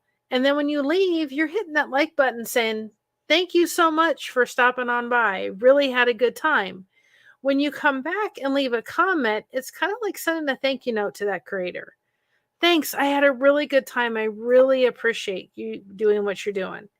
That all helps in the YouTube algorithm stuff to make it happen. But it looks at it different when you think you're coming into somebody's house, especially if it's a live format. I thought that was a unique way to look at it. But it's so true. It's so Yes. true. And because you're in the comfort of your home, I'm in the comfort of my home, and that's another important reason why providing this as a safe space is a priority, because we don't want to violate anyone's safe spaces or sanctuaries. And so thank you guys. Thank you all for being positive contributors and just Melanie, I just dropped the lifeboat and I'm dropping Alfonso's on my channel. Oh, very good. Very good. Thank Those you. are two. So I can grab. Yeah. I can Lifeboat grab channel is it's not, it's a sobriety, it helps a sobriety channel, but it's also peer support. And just a place to just, have a safe place to go and get that support that you needed. I didn't think I needed the lifeboat, but I'm telling you, I'm very grateful for it. So I've met so many wonderful people through there. And Alfonso is awesome. So we haven't really touched on this, and we weren't going to go too deep in this because we did want to focus on crochet. This is our time to crochet, but I will be providing some links in my description box for outlets for support, such as 988 is the hotline for help if you're feeling unsafe. You can also reach out to the National Alliance for Mental Health. They provide support for families as well with mental health issues. And of course, just if you're not feeling safe, there's also 911 to reach out and get some help, or if you are experiencing a medical emergency, or even if you're unable to care for your basic needs. There we provide companionship here, but there are other resources if you find yourself in need. Absolutely. Mary does quite often talk about more sensitive topics, and so she's been an excellent resource for people to share over on her channel. And so I'm very proud of you, Mary, and I really believe in what you're doing. And so I hope you're here for a long time. Well, again, it goes back to me being, having my daughter and being very lonely and thinking, I had a friend of mine, still a friend of mine, and we sat on the couch and she's trying to get a selfie stick working, right? And she couldn't figure out how to do it. And we laughed so hard over the selfie stick on this couch. And I sat there leaving, and I actually left. And this was probably, oh, goodness gracious, Christina was probably about 13, 14. And I left. I actually got in my car and cried. Because I thought, when is the last time I have sat on a couch with a friend of mine laughing? And I thought, I don't want anybody else to be on that couch by themselves. If we can be here, that's why Lighthouse Mondays is there, so people can just connect and talk and start making those connections and those friendships. That's what I want to do. I can still talk about crochet. It's just I don't feel like I have the skill set to teach it. I probably learned some very bad habits along the way. But, you know, it's just something in your toolbox, whether it's that or whether it's getting one of those color books, adult coloring books, or whether it's diamond art, whether it's going and finding YouTube channels to talk about Dollar Tree, crafts, whatever it is that you can keep your hands busy when you're dealing with, especially like chronic pain, it will help. Distractions. Yes, distractions Exactly. are also very good for mental health as well, you guys. As far as keeping your brain active and young and challenging, there's a lot of benefits to any craft, to really any craft.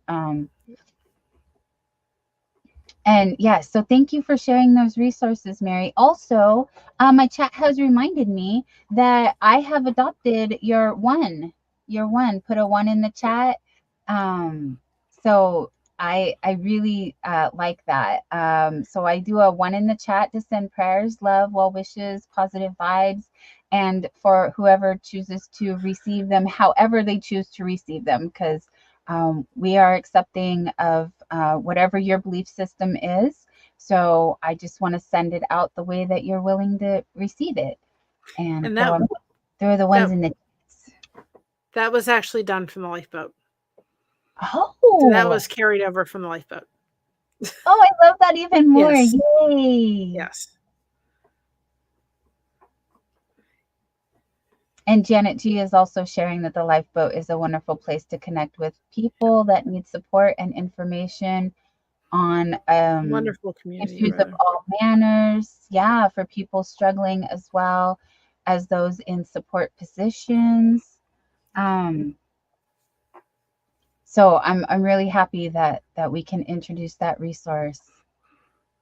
And when we do Lighthouse Monday, Dawn, I do channels. I'll put up there to say, go check out some of these channels. And you're one of the channels that is on my little slideshow when I do Lighthouse Monday, every Monday. Thank you. Amongst other channels, but I made sure that I did hers too. Well, we need to make sure we get Lighthouse on the calendar. Yes. I'm trying to do it from 6 to 11 every night or every Monday night. And then, like I said, I'm going to be adding more like soothing sounds, rainstorms, or rain sounds and stuff like that to the thing, so people can just go if they need that to sleep or what have you. And it runs live, but I turn off the comments because I'm not going to stay awake all night. I may be up in the middle of the night, but not that long. Yeah. Of course not. Yeah. Oh, so that is 6 to 11 p.m. Central Time? Every Monday. Every Monday. Doing it. Okay. So we got to back it up 2 hours for us Pacific Coast people. Yeah. We're adding jokes. We've added jokes recently. Like 3 times a week, I've been adding jokes. These cute little jokes on there. And those that want to listen to we do Tuesday, Devotion Tuesday. So those that want to do that, we've been putting Bible verses on that people that would like to be fed that way. We've been adding some recipes and I started adding like just a quote every week, certain kind of quote. As I get that record that I don't think is copyrighted that Scott did, I'm going to be adding some of his songs to the thing. Anybody hasn't had a chance to go check out that song Scott did. So Proud of Being Me. I uploaded it. I'm telling you, I've listened to it for years, and I still, at the very end of it, which is now our outro, there's no way I don't get goosebumps all down my it is amazing. It is an amazing song that he did and wrote. I mean, he could go from the piano or listen to music in his head and go right to the piano and play it. It was absolutely amazing. And he had the voice. He could have been better than Stevie Wonder.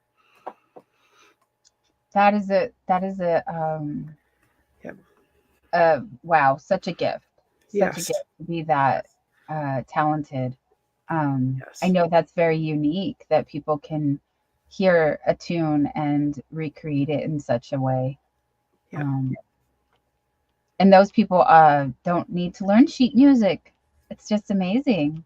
Oh, absolutely. I thought we all need to be proud of who we are.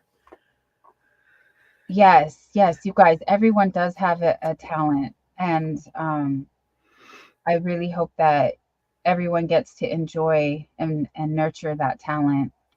Um, yes, Mr. Yarndall, hobbies are good mental health assisters, puzzles, Legos, 3D printing, crochet. Yeah, there's all kinds of outlets for expressing yourself. And for those of us who are less mobile and limited in what we're able to physically do, um, there's still ways to challenge and exercise your mind.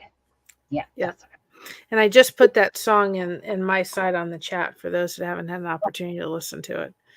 And fantastic. Janet G, I'm so glad that was relaxing to everybody. I got a lot of good feedback. My dear friend in Australia said you have no idea how special that was for you to do that last night. And I was like, well, if it helped, she said, it really meant something to me. So I was really glad. I'll put some more of them up because I know for me it's calming when you have stuff like that and you're going through and your mind's racing. If I go to sleep, I don't know about anybody else, but if I go to sleep, my mind will sit there and race till I have something to stop it. Yes, And so I'm a chronic overthinker, you guys. Mr. Yarndall actually picked this up for me on his oh, computer, cute. and the shirt says, "Hold on, let me overthink this." I love it. I love it. And Yeah. Jerry said he saw this and he had to get it for me. So yeah, it Yeah. sits right here to remind me that that's not that hard, and you're just overthinking. Yeah, I was saying to my mother the other day, I said, we used to go and Scott would perform at certain places and we would go. And I thought, man, I thought it would be, um, you know, that I thought it'd be awesome to be able to, that time video recording wasn't so, video cameras were so expensive. You know what I mean? So we couldn't afford a video camera. I thought there was Right. hours and hours of music that I could have, gathered from just taping him. And when I used to go and we used to go to watch him play, he always used to say, my tip jar was almost always more full when Mary was there. Because I was Oh, always just gumming around the piano. And he's in his late 70s. And a couple of years ago, probably about 8 years ago, he actually fell in his trailer and he pinned his arms back. And he stayed that way for hours before he was found because he wasn't wearing the necklace. And and so that left his arms unable to play anymore. That was oh taken from him. no. But I can guarantee you he's still singing. And He's that's a still singing. beautiful legacy, Yeah. you guys, to So teach that's touch. why for me, I have like 10 of his songs because he re-recorded like some of the ones that he made and he actually sang and did. And I have 10 of them, but that album that's coming to me, that's going to be like, it's so special that I have that back to be able to remember all those wonderful, those songs and his voice. That's a beautiful legacy. Yeah, It that really skill. is. Yeah. He had one song called I Got You Covered. And I thought, don't we all? We have each other's backs. But Janet, I'm going to be adding more. I did that one last night. I don't think I'm going to do one again tonight, but I will be adding more of those to just put in there for anybody that needs to have kind of that relaxing. I wanted to do a test run for a minute on it because I didn't know if it was going to come back as copyrighted, and it wasn't. So I know where to go now to do that. But I will be adding rainstorms, and we can add birds and nature sounds and all that kind of stuff. For sure. I will be. And I'm glad if it helps people, and I'm glad that people are enjoying it. We're probably about 1,200 hours away from that 3,000 mark. Hi, Mo Love. How are you? My crochet hook has fallen. Where? I do not know. his phone.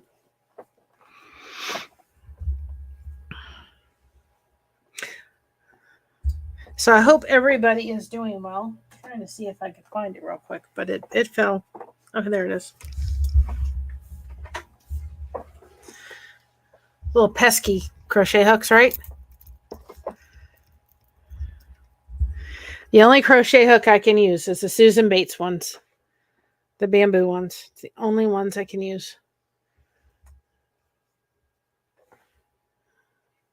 I have a whole set of them with the bamboo. It's the only ones that I can use is the Susan Bates. Oh, okay. So it is a metal hook inside. It's a metal hook. Ergonomic. I don't know why, and I don't have my other cases over there. But I don't know why in most of the aerodynamical ones, the crochet hooks or the shaft of them is so small. Mm-hmm. Mm-hmm. And these are the only ones, the Susan Bates bamboo hooks, that this part is long. And I've tried the clover hooks, and I find out when I crochet, I tend to roll.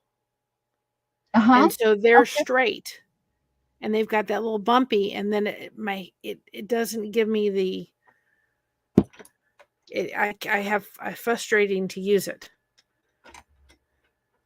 And I have probably about 4 of the 4.5s because I have not been able to find them. They have them at Joann's, but they haven't had 4.5s, and I found them on Amazon, and I ordered like 4 of them because I don't want to lose them. The only crochet hooks I can use are the Susan Bates bamboo ones.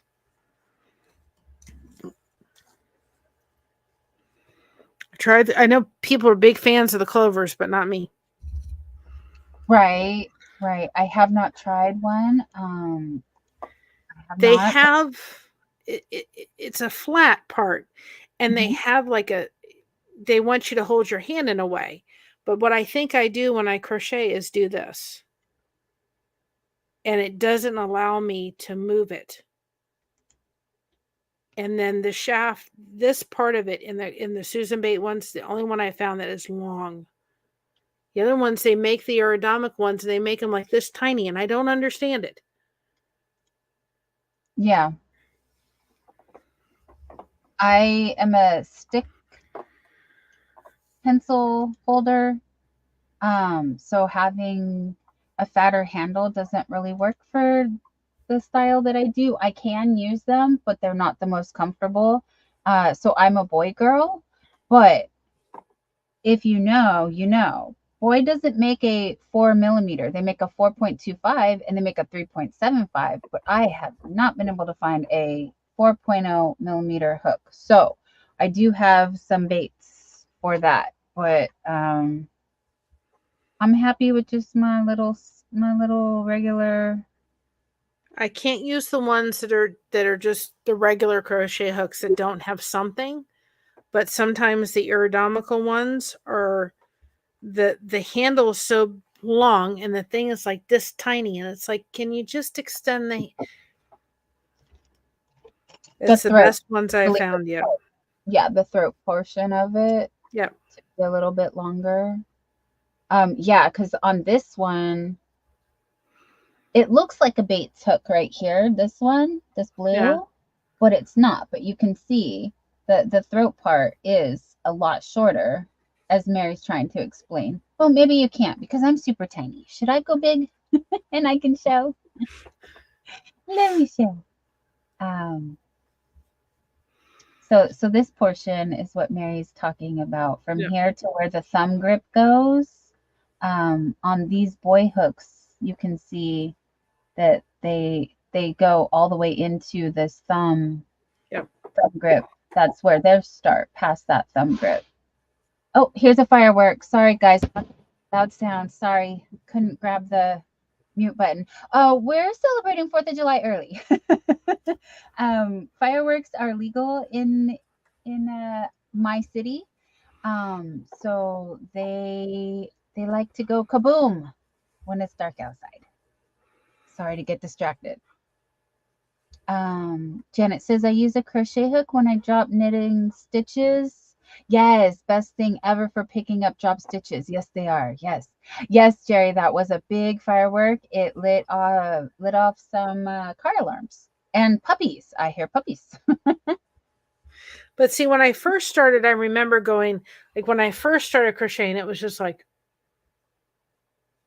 and my husband will watch me now and he goes, I don't know. He said, I can't even see your hands. He said, they're moving so fast. You got the rhythm. But unless I start using something besides Susan Bates. Hi, I know Mona. there's people that don't like Susan Bates, but I can't use anything else but Susan Bates.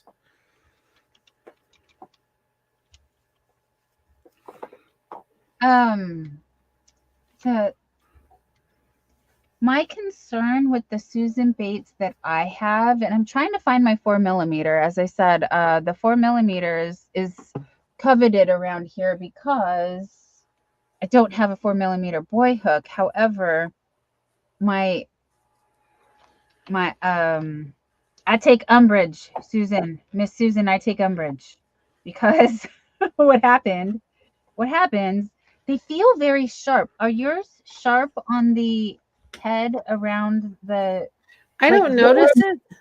they are very grabby, and I'm concerned that because I have really delicate skin, unfortunately, from my autoimmune. I've Yeah, and I never need to cut myself. Sorry. I don't notice it, and I think it's because this is all the way down here. You know, I don't notice it this part here at all. Because you're not near it. I'm not near it. It's all the way down here. But I tried. I thought, okay, well, I was having trouble, and I went to, what was it, Hobby Lobby, and I got their version of a bamboo hook. And it was terrible. The weight was just, and they had a bamboo one. It was Yarn Inspiration or Yarn Inspires or whatever it was, but the quality wasn't there. It wasn't as heavy of a hook. I didn't like it. Yarn Inspirations makes one for Hobby Lobby. I was like, great, it's a bamboo hook. No, went back to my Susan Bates, but it has to be the bamboo part.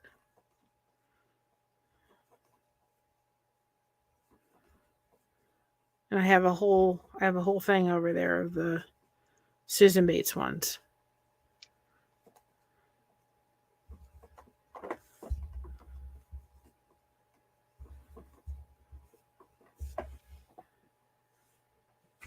Yeah, the puppy's not happy, and I get a little jumpy when there's just sudden sounds that I'm okay if I see you lighting it off and I know it's going to happen, but when it's just kind of out of the, you know. This is my pattern for this blanket. Oh, wait. Oh, well, we I can't show the whole pattern because it's her pattern on ST. But this is what you're looking at when you're getting it. So you're literally following almost like a cross stitch pattern when you're doing these blankets. She has amazing blankets on her ST channel. Amazing. It's glyph-free crocheting, and she has 300 patterns. And I did a lighthouse, which is on my channel. I did a lighthouse, and I recreated that because that was my husband's and mine wedding. We went to for a honeymoon, and I did a lighthouse for him. So I recreated it to be the St. Augustine Lighthouse. I've done the one for who was it? For Bag a Day. I did the bones and the hearts and the paws. I did that one, and I've done the Amazing Grace one. I've done the Lighthouse, and I've done the ABC thing. And the one thing I like about it is she shows you how to not have to literally connect all of it at once. You don't have to do each block itself. Each one is connected. That Lighthouse one was challenging. It was because I was literally like making a pattern as I was going along. But she has a lot of great ones. She has a lot of great ones over there. Jerry's got jokes. He says he's in the basement like tour guide Barbie here. Thank you, Jerry. Thank you. That way I don't have to juggle too much because I'm already trying to be all over. You're So, doing a good job. oh, thank you, sweetheart. You're doing, I'm loving getting to know you better and hearing all the things you've been working on. Golden Age Crochet said she would like me to share the hooks that she's been designing, making with ergonomic handles. And I was questioning what style of hook she was actually using because she's putting a resin handle around an existing metal hook. Those are cool. And they're beautiful. She's put sequins in some, gems in another. This one has moons and stars and sun right here if it's too small. I'm sorry I can't blow it up. I was just trying to show. And then here's a little bit of a better side view with the glitter inside. But again, this one, so where that's not really a thumb grip, it does get a little flat. It doesn't stay fully round. So it does have a very short, again, I don't know what else to call that, the throat or the that part below the head. That's why I'm calling it a throat. Oh, I see. Okay, here we go. Good example. Good example of almost like are we doing Tunisian here, my dear? Is that what's happening? The Tunisian-esque? And then here's the actual video of another hook that Golden Age Crochet. She says, I will use any kind to put it inside the resin.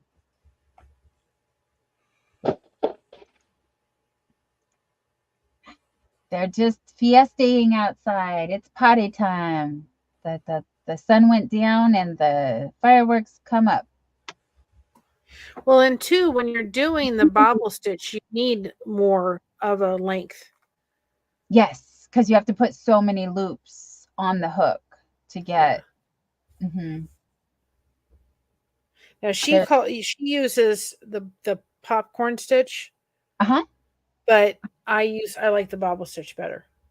Oh, okay. So you've modified it that way. Yeah, I've made it so it's the bobble or the bobble stitch.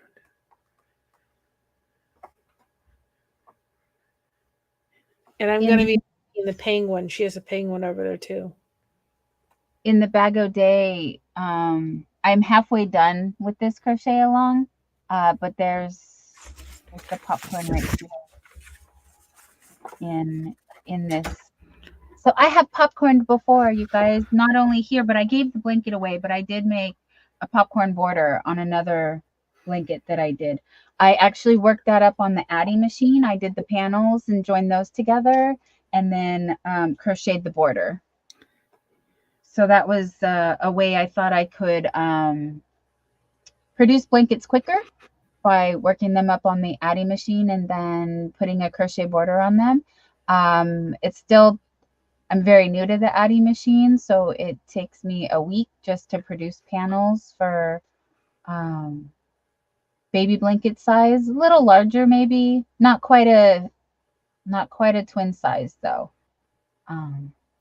I just put the link on my chat for where I get her patterns from.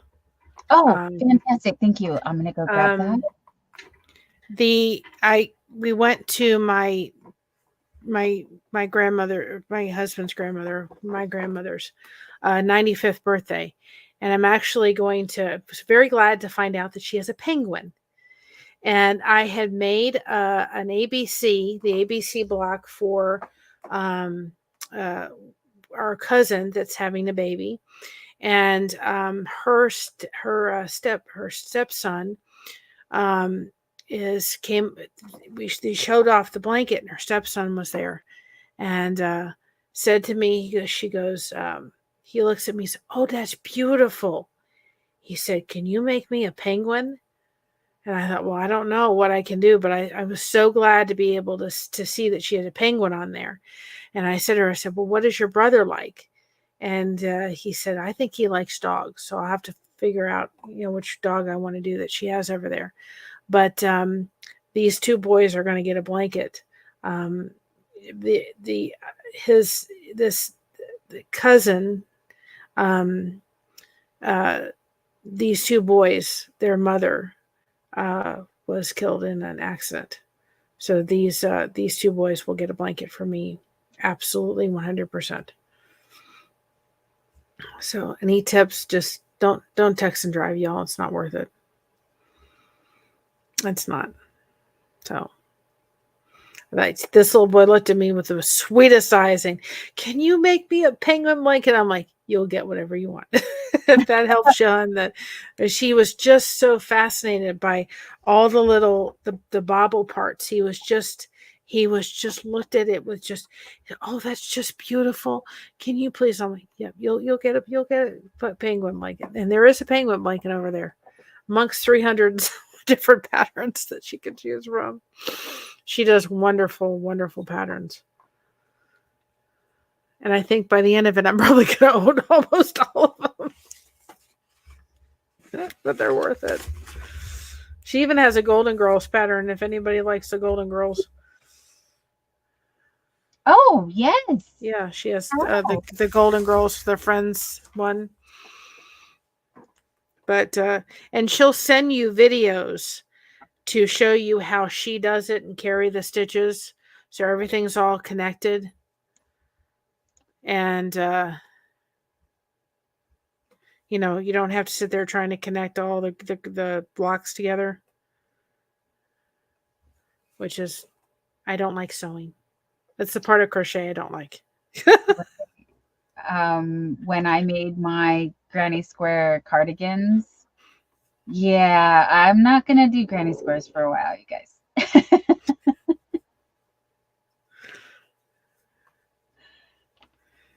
And you'll see it when I'm doing this, right?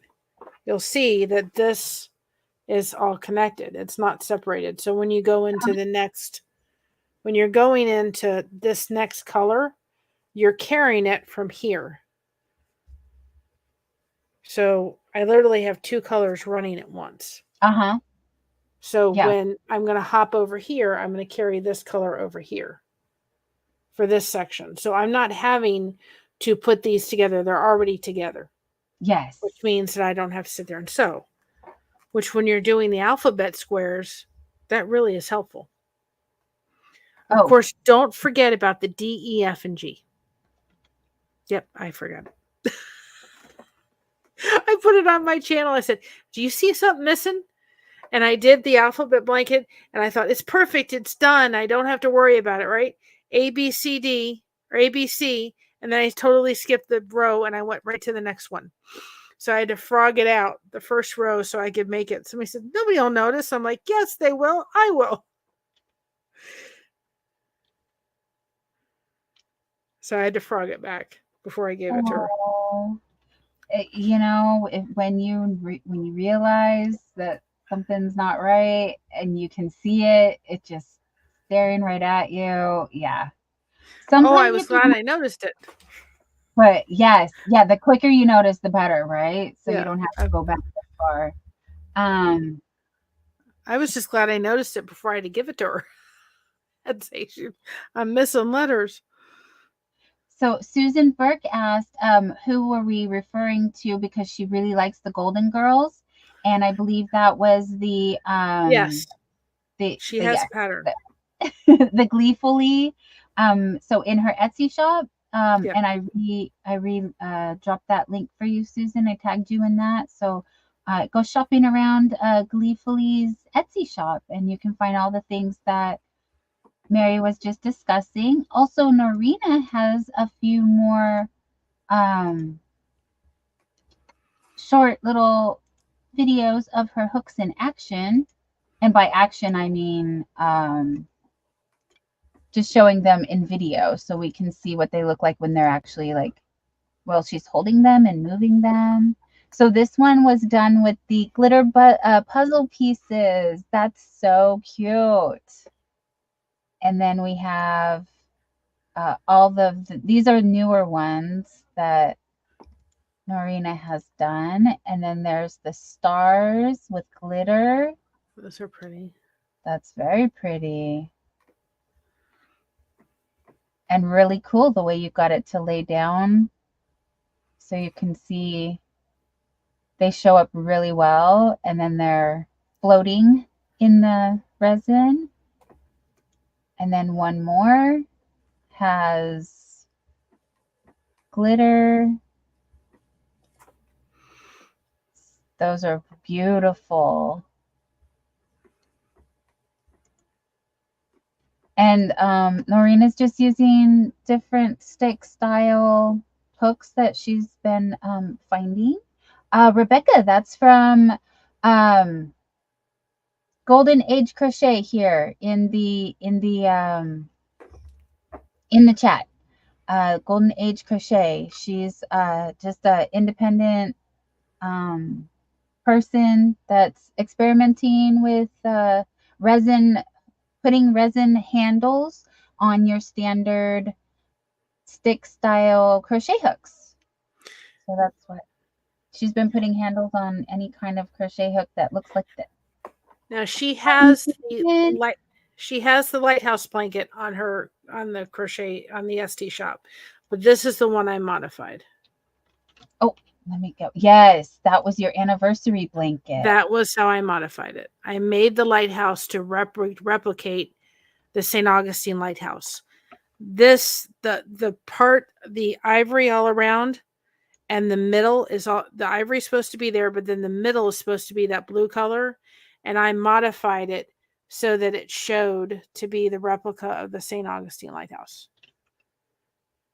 So it's usually in the middle is all one color, but I did it so that it would replicate that.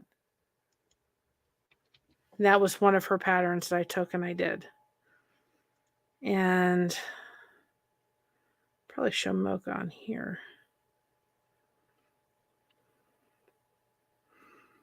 This is Jamocha's.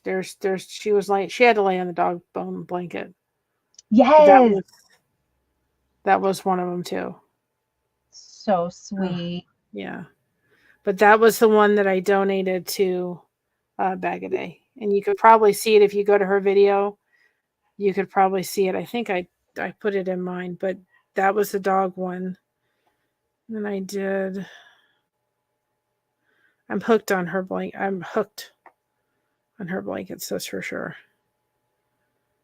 And I did.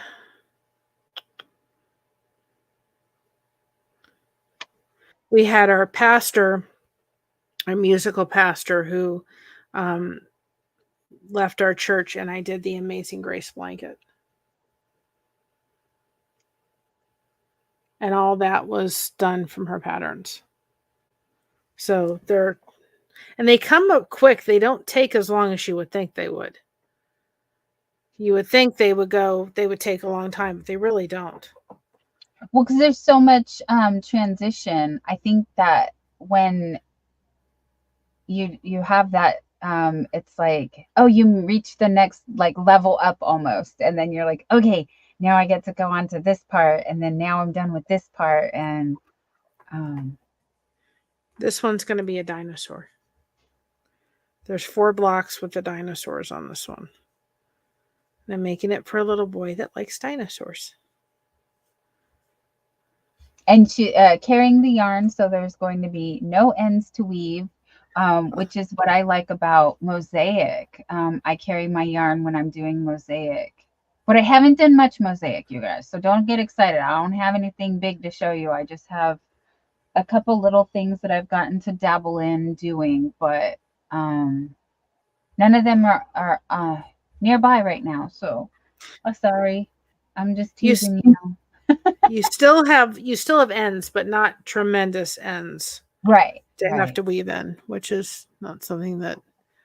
But if you're familiar to reading off a crochet pattern or cross stitch pattern, it'll be something that'll be very familiar to you. Now when I do it, I use I'll use often a clear ruler. So when I'm going across this big sheet, I can see that I'm making sure that I'm keeping straight. So I'll take a ruler because it's it's so big that I'm having to make sure that I'm staying on track. So I'll take a big ruler and do it and make sure that I'm on the right track to it. But and it'll tell you exactly how many stitches you got to count and how many things you got to go over. And I will say that amazing Grace blanket says it was a 5.5, and I think I crochet loosely, so I had to go down. And I did. What was it? It was either that one or the dog one, and I ended up going down a stitch. So it said a 5.5, but I went down to a 5, just because I knew I crocheted loosely. So I went down a hook size.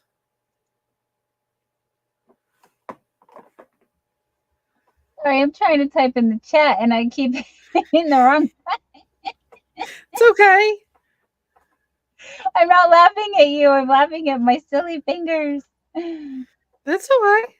No problem. If you're laughing, that's a good thing. That's good for your mental well-being. So go ahead and laugh. We need to do more of that. Yeah. Matt was just sharing that that was a cool lighthouse, and that he's finishing up the Virus Meets the Granny shawl, and that he's just started crocheting, and he's been knitting since the panini, but feels, all of us have been crocheting longer than Matt, so it should be a breeze. Yeah, you would think it would be, right? But no, we still get challenges, which is why I was explaining how this does keep your brain active and challenged and young. Yeah, exactly. But thank you for that confidence in us. We like that little ego boost for sure. My mother, because my grandmother did some knitting. She said that people used to go into the movie theater. I don't know how they did it in the dark, and actually knit in the dark. I don't know how you did it, but in the movie theater, and they sit there and knit. But my grandmother, when she was over in Scotland, had polio. So her left arm was affected by polio. So she couldn't hold her knitting needles like everybody else down here. She had to hide them. She had to actually put them one underneath her arm because her left arm didn't have that ability. So that's how my mother learned, was putting the crochet hook one side over here and knitting that way. And I just never got into knitting. Now my mother has this beautiful heart blanket that I wanted when I was growing up. I wanted to have this heart blanket, right? And I said to her, Mom, this is what I want. It's a beautiful heart blanket. It totally bypassed me. And I said, Mom, you need to finish it up for my daughter. Totally has bypassed my daughter. And I said, you've got to finish it up because maybe it'll make it to your great-grandchildren one day. Because it didn't make it to me. And it's a beautiful pink blanket with open hearts throughout the whole thing. It's gorgeous. But she never finished it. She's got like one row left to finish. Like one strip left, and then it'll be done. I'm like, you've got to finish it, because if you have a great-grandchild, it may get passed on to, because it's not coming to me. But she used to knit. Oftentimes when the Olympics would come on, she used to get her knitting needles out and knit all the way through all the skating for the Olympics. And we'd have beautiful knitted blankets by the time it was done with the skating for the Winter Olympics. But this girl wasn't a knitter. One day I'll show off the blanket. It was meant for me. Oh, we're very curious now. Hey, that's a good thing about a blanket, though. It'll always fit. Yes. Well, my daughter's her husband's side of the family has a lot of boys. All the children were boys. So he does not have a high rate of girls. I have one prayer. Give me one granddaughter. That's it. maybe I'll have a shot. Yeah. And this blanket happens to be pink. So hopefully, just get one girl. That's all. That's all. Just get one girl. That's Right. it. I hope one day. I'll love any ones that come my way, but I just want Of course. one girl. One girl. We Right. can hope, can't we? My daughter says she wants it too. We always But want what we don't have, you guys. That's yes. how it is. Like we Oh, had 6 girls, six, of me, my brother, and my sister, 6 girls, and everybody's like, okay, who's having the boy? And we're all, my sister and I are like, 1, 2, 3, not it. It's up to you. To our brother, we're like, yeah. yeah, you gotta, and he did. He came through. He got to gave us a boy in the family. So now 7 granddaughters and 1 grandson. Yay! Well, she's not at the stage. They're not at the stage ready to have children yet. So whenever it comes, I will sit and gladly be. I will be a yaya, which is Yeah. a little bit of Greek heritage. Yaya is grandmother in Greek. Oh, Papu is grandfather in Greek. So when I was a little baby and I sat there and my grandfather said, say grandpa. He was my step grandfather, but he was just as much as a grandpa to me as anything else. And I couldn't say it. So he said, say papu. I said papu. So that was it. That's grandfather in Greek. Well, my grandmother sat there and said, there is no way that I'm going to be called Yaya, because in my case, it will come out yo-yo. so, so she refused it. So she was called Nana, but that was the Scottish part of it. So hmm my daughter says, when I'm ready, Mom, you'll be willing to be a Yaya. I'm like, absolutely. That'll be a proud moment one time. And when I was growing yeah, up, I'll answer to all of them, right? yeah, my when I was growing up, my grandfather used to call me. Now this is not a bad word, I promise you. It was called skolikakimo. So a skolikakimo in Greek. And I said this to a boss one time, and he looked at me. He said, "Mary," he said, "that's a horrible thing to say." I said, "No, it's a very endearing word in Greek. It means little wiggle worm."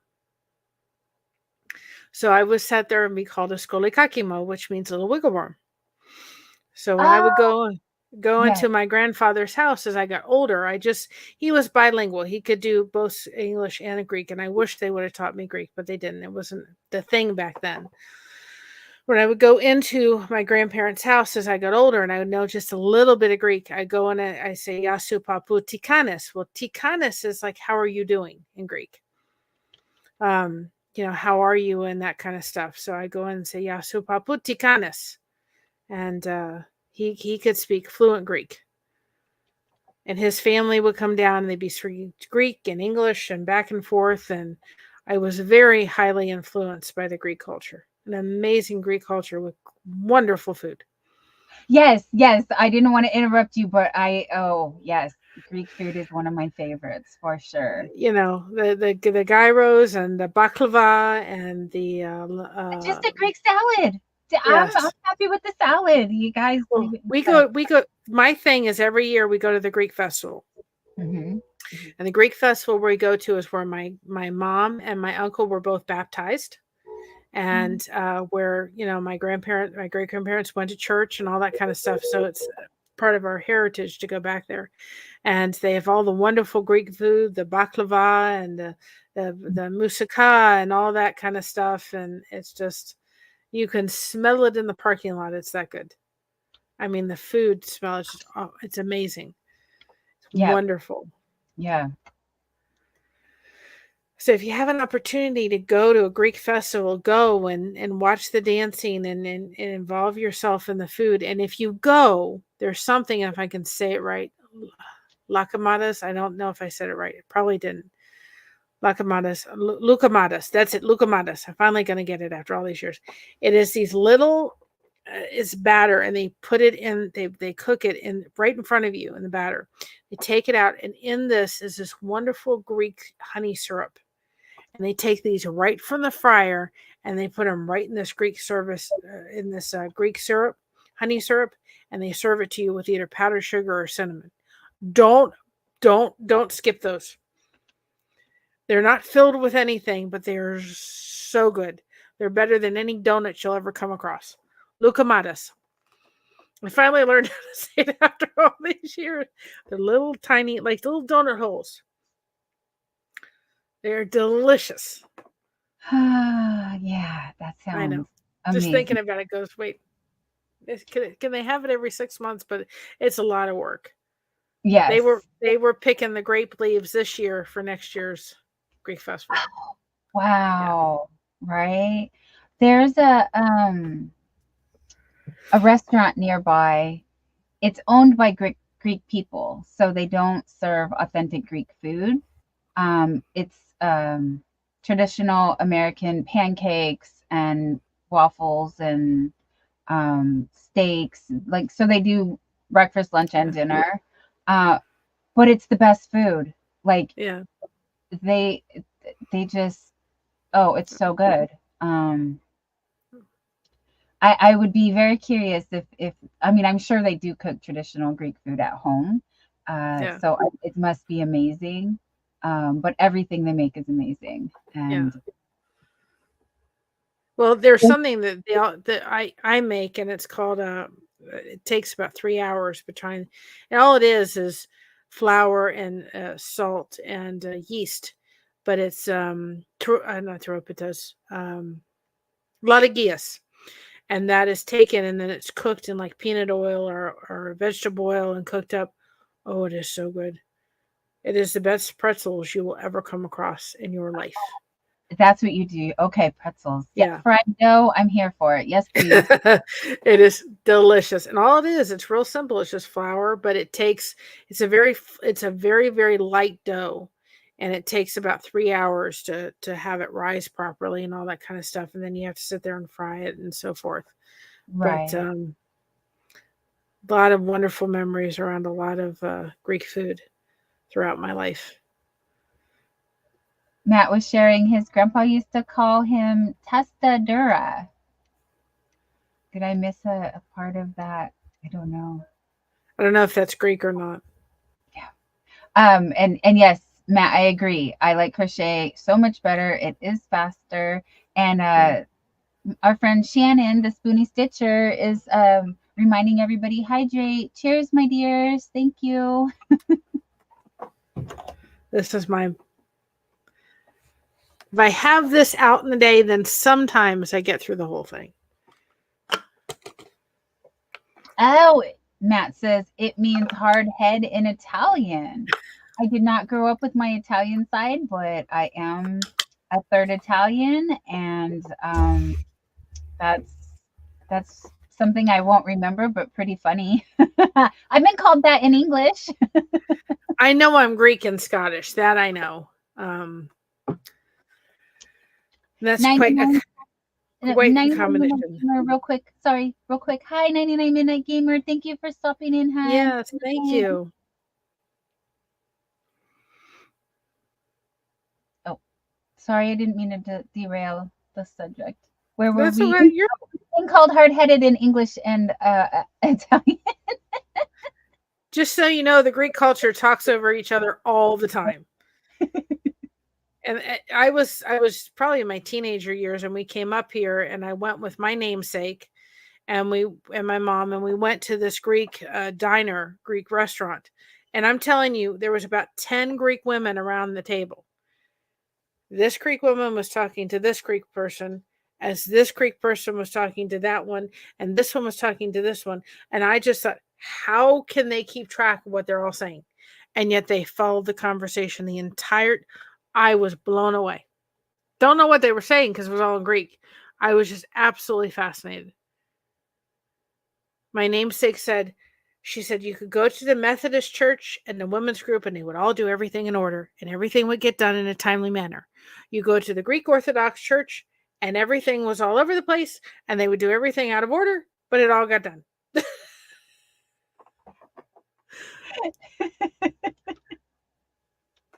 It's out of order, but it doesn't matter. We're getting Nope, done. it all gets done. So she has no idea how it happened, but it all gets done. That's awesome. Yeah. The Greeks can talk and the Greeks can be a little loud, but they know how to do good food, and they oftentimes when you go to a Greek environment, a lot of times somebody will come up to you. Now, I know in our culture, it's not something that's common, but you will see somebody that will actually come up. They will, if they're behind you, they'll come up, and even if they don't know you, and I've had it at Greek festivals, and they'll come up if they're full Greek, and they'll put their hand on your shoulder.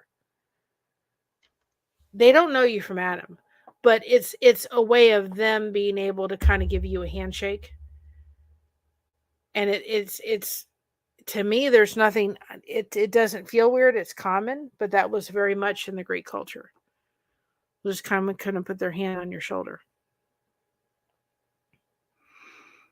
which is awkward if you're going, wait a minute, that's my personal space. But Yes.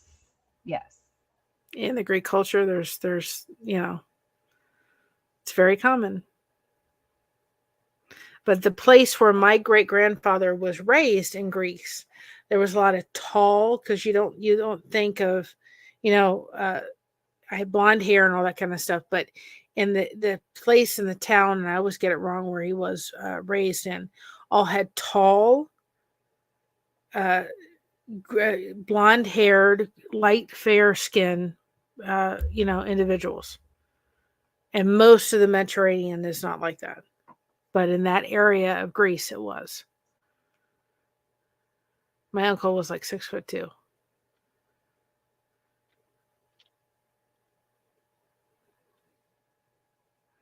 I want to fly to California now and go check out that. It sounds familiar. Matt's sharing, check out Athena in San Jose, killer Greek food. That sounds familiar. And there's another,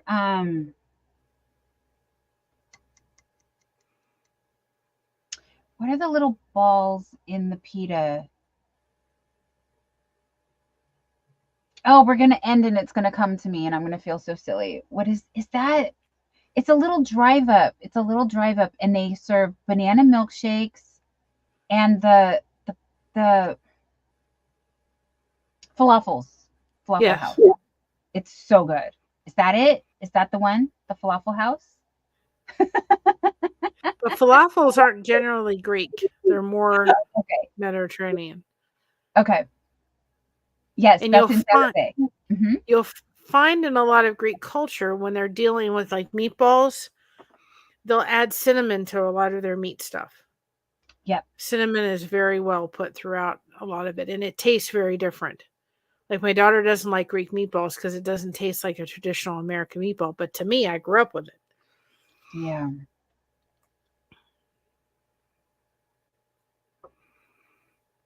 But you'll hear like my daughter was like, now, Mom, when I get married, you can only say Opa once.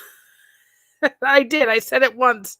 I said, I got to say Opa or Yasu. That's all Greek celebration, like you're having a party.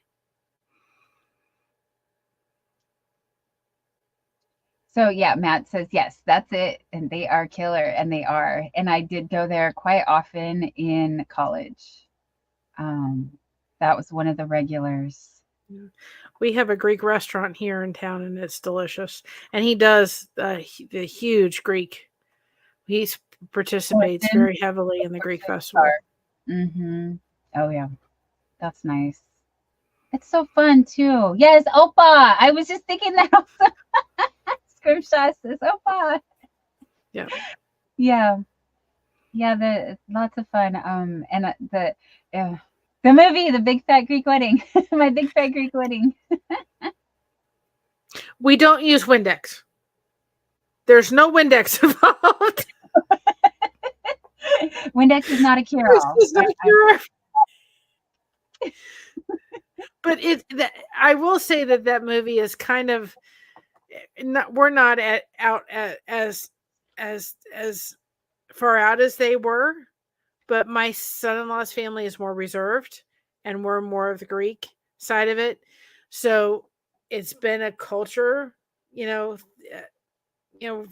kind of cultures. When he comes over, we'll talk over each other all the time, because it's how I was raised. It was how we raised my daughter and everything. And for him, it's like, so we'll be kind of careful not to do that, because to him, it's a whole different culture, But I can relate to my big fat Greek wedding to some degree, but we don't use Windex. No, just when I would hang out with, some, even in the atmosphere of like that restaurant style and stuff, it was like, oh yeah, this is familiar. I remember this. Like just homey feeling and Yeah. uh, lots of energy and the talking over situation. Although I kind of think that's a neurodivergent thing, not saying that they are. Just I've noticed that when I made friends in public, like I had a little flashback to when I would take my daughter to Gymboree, and I had one friend and we would talk over each other, but we had so like just a very few minutes of, hey, I thought of you when this happened, or we were doing this, or I saw that. And so she would talk at the same time as I was talking, and it was like, yeah, I know, I hear you, keep going, because we only got 2 seconds to say everything that we want to say to each other before we have to go. So yeah, we would just word vomit at each other real quick and then move on. That's how we got everything done. Oh, Rebecca Gomes says the father in the movie was a lot like my dad. Oh, how sweet. It's an amazing culture. I'm blessed that I was able to have that. My grandfather actually had multiple sclerosis, and he tell you that man was amazing. From so blessed that I was able to call him Papu, and he accepted me just like a full there was granddaughter in all shapes and forms. He was an amazing man. I've never met such all my life anybody like him. There'll never be anybody like him, but he was just an absolute delight. And just, it didn't matter if he was in a wheelchair. He was going to enjoy life and let people know around him that he loved them, and he was always thinking of somebody else. He was just the sweetest man, and he was actually the first. He was in the service, and he would go to the people and tell him he wasn't feeling well. They thought he was gold bricking. So he had all these documentations to show how many times he went and came back and went back and forth. And he was actually the first vet to receive a fully, what was the word of it? It's not disability, service activated disability. And he was the first one. And he opened that up for a lot of people that needed that had that. And he was the first one. He had so much documentation to prove that because when you first work, when you have multiple sclerosis, you're worse later on. And so he was able to prove that he had all this documentation that they didn't take it seriously, and he was able to get service aggravated disability, and that he was the first one, and that opened it up for many other Vietnam, or not Vietnam, but soldiers that were affected to have that. And so he was the first person to receive it. Oh, And that's fight for it. Yeah, because they're so it's not underfunded. It's under yeah, no, it's a shame. Sorry, I don't want to get distracted, but it's a shame the way that the veterans are treated in our country, and they deserve better. But he at one point there was like a lottery he won for multiple sclerosis shot, and he just said to him, "I don't want to take it." He said, "You give it to someone else." It was experimental, and he said, "I already have it." He said, "I'm not going to get better." He said, "I want you to give that to somebody else who needs it more than I do." He was just an amazing man. That's very selfless. Yeah. Oh, he just enjoyed life. It wasn't. He was going to go. He was going to go out. He was going to enjoy meals in restaurants. He was going to enjoy his life to the best he could. We went to Disney World, and he just was going to enjoy his life, no matter what. If he was sitting in that wheelchair, and let it stop him. That big ball at what is it? At Epcot, the big like it looks like a big golf ball. And he was determined to get on that ride. Absolutely determined. But there was no wheelchair accessible at that point, and there probably isn't. And so he decided to get there. So they stopped the ride altogether, and they got him out of his wheelchair and put him in this ride so he could go for a ride. I give a lot of credit to the people at Disney World for making this happen for him. Well, he wore kind of polyester pants, and the seats were slippery. So my mom was on one side, my dad was on the other side, squeezing him, holding him up. He's dropping down. My grandmother's in the back of the ride, flipping out as she's watching him slowly kind of go down. And then when they thought they just pick him up from the ride and put him back in his chair. Well, he ended up having a spasm and totally flattened out. Let's just say his pants didn't make it on the way down. So he's sitting there, his pants fell. He's laughing up a storm. My grandmother's having a fit, and he's just sitting in his chair, just laughing all could be. And he said, I'm only going to live once. And he said, I don't care. And he just laughed. And we had to go back to the hotel room because she was a wreck, but he had an absolute ball. And such a special memory of remembering that. And he oh my goodness, he was going to live his life no matter what he was struggling with. That's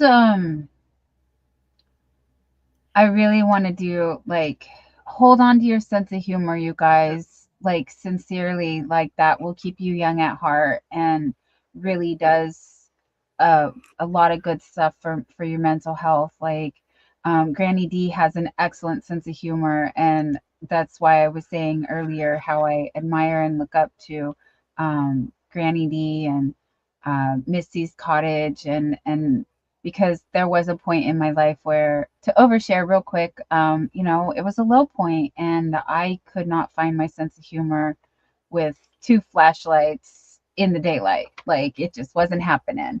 And since you guys have really brought this joy back into my life, and I really want to hold on to that because it just really does brighten my days and make the hard things a little easier, just a little easier. I just put a lady in my chat. Her name is Jeannie Robertson. She's no longer here. I've been to 2 of her concerts. I've gotten to meet her. If you want to laugh, first one I suggest you go listening to is don't send a man to a grocery store. I'm not criticizing men that go to the grocery store. Just go listen to that. Because there were times in my life, like Dawn's talking, where I was not it was a hard place. And I found her during a time when it was a hard place. And I would go and listen to her stories. They're clean. They're nice. They've got good sense of humor. It'll get you laughing. And there were some days where I didn't feel like laughing. But just hearing it does change your chemical balance in your brain. It does have an effect. And I would suggest go listen to some of her stuff. You're going to laugh. Jeannie Robertson, she's hysterical.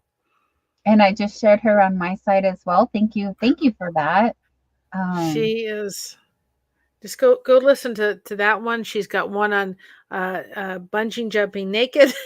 She really didn't bungee jump naked, but I mean, if you want to laugh, and I still go back and I listen. I know the stories, but I want to hear them again, and they're just funny. So go get. That's why we started putting jokes on our channel. They're just silly. They're just silly. Like today, I think it was.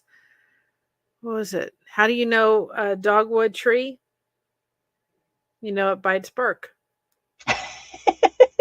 I mean, it's just a silly little joke, but it's just the good dad jokes. Good dad jokes. Yes. But if it gets you chuckling for a moment. I do have jokes on my side as well. Is yours exclamation point No, joke? Okay. I just put my shorts up with a little joke.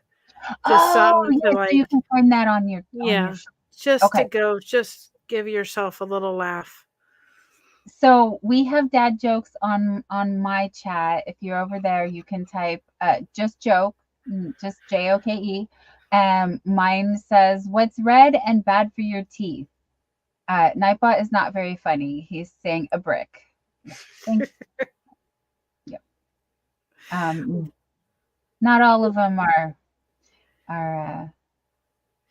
Yeah. Maybe I'm a little too serious, you guys. I need my funny bone activated. Sometimes the giggle button gets pressed, and I don't even know why I'm laughing. But Matt is asking, what side of the turkey has the most feathers? Yeah, Mr. Yarndall, Nightbot has a bit of a dark side. Exactly. We have on our side explanation point 1, and we've done it all the way through 10. So explanation point 1, explanation point 2, explanation point connect 1 or connect 2, or I've done it up to 10. And all that's doing is giving you conversational questions to start asking people within the chat. Simple things like, what's your favorite color? Are you a window seat or aisle seat person? What is the condiment that you can't live without? If you were on a sitcom star, what would be your catch line? Little just conversations. What's your favorite season? Just little things that you can start in the chat so you can start learning about each other and connecting and finding out information. And it's a great conversation starter. And this girl happens to be a big Elvis fan. And so we have explanation point Elvis, like 1 through 6 is what I've gotten so far. Just little Elvis facts. I will be that for the rest of my life as an Elvis fan. Well, he added a lot to our culture and our yes, he did. And brought a lot of people together in good times. Yeah. There's a lot that people don't know about him, as far as a lot of things that he did that were actually he didn't want a lot of press about. He was very much about giving to others rather than receiving it himself. There's a story, one of my favorite stories that I heard, and this was 40 years later after he passed, and where he found a woman that was actually in a wheelchair, or not a wheelchair, but didn't have any legs, and she had one of those boards with wheels, and then she had these little skates that she was using to wheel herself around the house. And he heard about this story, and he ordered, and this was back in the 70s, the best wheelchair money could buy. And he put it in his car, and he drove it with some people to this person's house. And he knocked on the door, and he said, "Can we come in and deliver the wheelchair? We got something for her." And the husband invited him in with this crew of people. He didn't bring a camera crew. He didn't bring newspapers people, nothing. And she came around the corner. They said the house was spotless. Came around the corner in her little hand thing that they had done, and she saw this wheelchair, and she said, Elvis said, "This is for you." She said, "Can I get in it?" And he said, "Of course." And so they lifted her up, put her in the wheelchair. She's crying. He said, "Ma'am, I don't know a lot about this wheelchair, but it's going to take you a lot of places really fast." And he talked for a few minutes. He gave the gentleman some money, and he said, "We got to get out of here," because everybody was crying. The important part of that story is this. When he left the house, one of his bodyguards said, "Elvis, I don't think she knew who you were." And he didn't go back and knock on the door and said, "By the way, do you realize Elvis Presley gave you that wheelchair?" He said, "You know what? It doesn't matter who gave it to her. I wanted her to know somebody cared about her." That was it. Wasn't Elvis gave. He just wanted somebody cares enough to do something for you. Doesn't matter who gave it to her. Elvis, and he didn't. And to me, that tells the whole thing of what he wanted. He dropped cars and gifts and all that kind of stuff because he just wanted somebody to know he cared. And he remembered where he came from, which was from nothing. Wow. Thank you for that insight. I did not know that. Wasn't all about the jumpsuits. Right? I know he had his hard times, but he did a lot of good that people don't realize that he did. He had a good heart, and those are the unsung heroes that move in the shadows and give because they can, not because they want they're getting anything out of it. He moved 21 times by the time he got to Graceland. I mean, in his 20 years of life, he had moved 21 times. Wow. Because they, this place, and then they moved this place and that place. So people always, you go to Graceland, you think it's not that big, but there was no way he was getting rid of that one. He was like, I'm done. I've gotten it. It only cost about $100,000. Oh, geez. For 14 acres of land back in 1958 or something like that. I don't think we can get that now. No. Nightbot's on timeout. Nightbot, go to sleep. It's past your bedtime.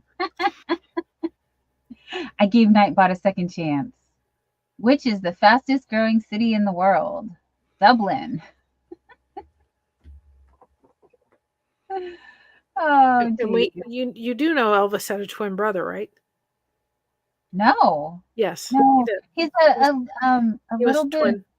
Before my time, but I do know of I mean, I was surrounded by a lot of people that were a little bit older than me that were huge fans. So I'm very familiar with his music and his movies. Yep. But as his personal life, no, I don't know anything. Back then, of course, they didn't have caretaker. He was born in 1935, so they didn't have a lot of that, and they didn't know, and so she had the first baby, and of course, it didn't survive. And then 35 minutes later, she had Elvis. So he was a twin. Oh, Jesse Garon Presley was his thing, and his middle name was Aaron after Jesse Garon Presley. And Elvis came from his father, which was Vernon Elvis Presley. Yeah, we've got some people in the chat knowing. Little Lego Yarn Dude says Elvis had a stillborn brother, yeah. I think. And Regina's confirmed that you are, in fact, correct about the names. And I did know that YouTube shared a short of, I was watching, oh gosh, I wish I could remember the channel. They talk about war veterans, and Elvis did serve in the military, and he was very selfless and very dedicated when he did his service. Yeah, he could have gone into the special forces. He didn't want to do that. He wanted to serve right along with everybody else. Yeah, it was very commendable, the sacrifices that he made, and he really took that serious. And I wish I remembered more specifics, but my brain fails me. You can also go look at the Spa Guy, SPAGUY. He has a great channel with a lot of history, and he takes you to different places around where Elvis did, and facts and all that kind of stuff. That it's a great channel for a lot of, he does other stuff, but he does a lot about, Elvis's history and taking you to the actual places that, he actually went to, and did, and where he lived and all that kind of stuff. And that's a great channel for that kind of information. But I'll be, my dad and I had a very, he liked Elvis, and I did the normal thing at 12. I just said, Mom, who's that guy? Because it was his 10th anniversary. And I said, he's cute. And then I was hooked for life. And I will be an Elvis fan till I leave this world.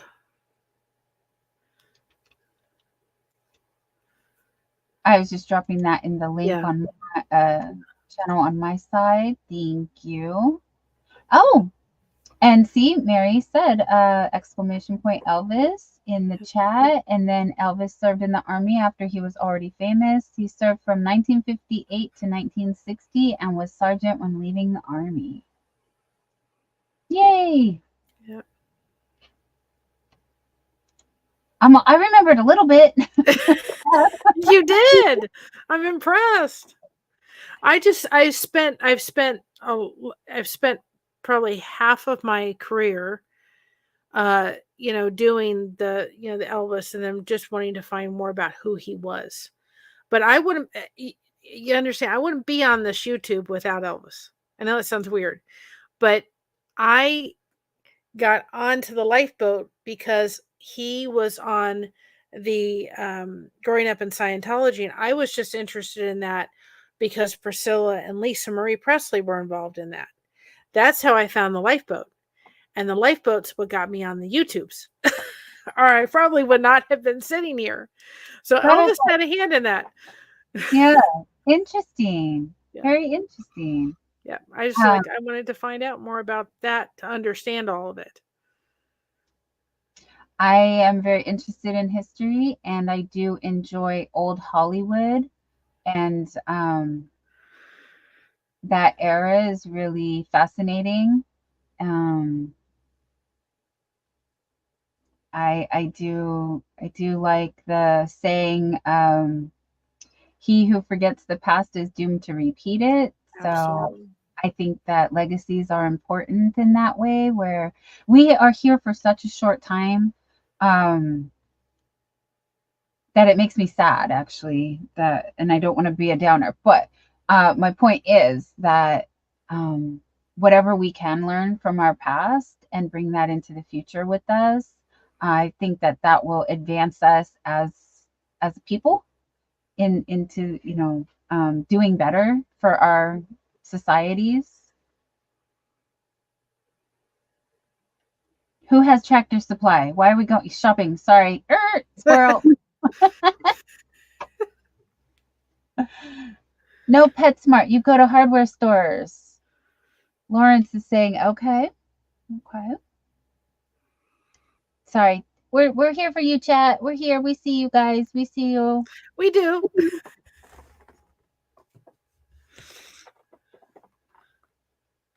Oh, yes, Matt. Hearst Castle, if you have a chance. Gotta see it. Yes, been there. Have. And if you guys know Bailey Sarian, she actually did do she's a YouTuber, and she does for our true crime people, she does Murder Mystery and Makeup Mondays, but she started Dark History on Thursdays. And I have studied enough about the Hearst Castle that the information that she actually gives is quite accurate, in that I she has a few people that help her with the research and stuff. So if you want some dark history, check out Bailey Sarian. If you're ever in Ohio and have an opportunity to go to the Loveland Castle in near Cincinnati, it's an amazing place to go. This gentleman built this castle, and he actually lived in it. And it's really an amazing, beautiful, beautiful spot. And he would take the history behind it, and he would take I forgot what it's made out of, but he would take those milk cartons and make like the bricks out of them and stuff. He handmade this entire thing for years, and it's called the Loveland Castle in Ohio, close to Cincinnati. And then if you have an opportunity, the Silver Spring restaurant is not far from there. Delicious, delicious, delicious food.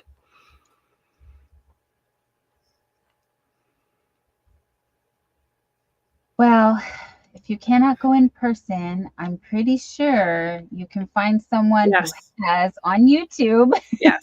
So check out the Loveland Castle and the history behind it. It's amazing. Yeah. YouTube's been my opportunity to travel to many places that I wouldn't have been able to. And see when my daughter was when her birthday came up, and then at that point My Greek Fat Wedding came out with 3, and we took her to the movie theater because I figured out I'm never going to see Grease probably in my lifetime. Maybe I'll be lucky, but probably not. And we took it, and the scenery was unbelievable. But I wanted her to see it on the big screen.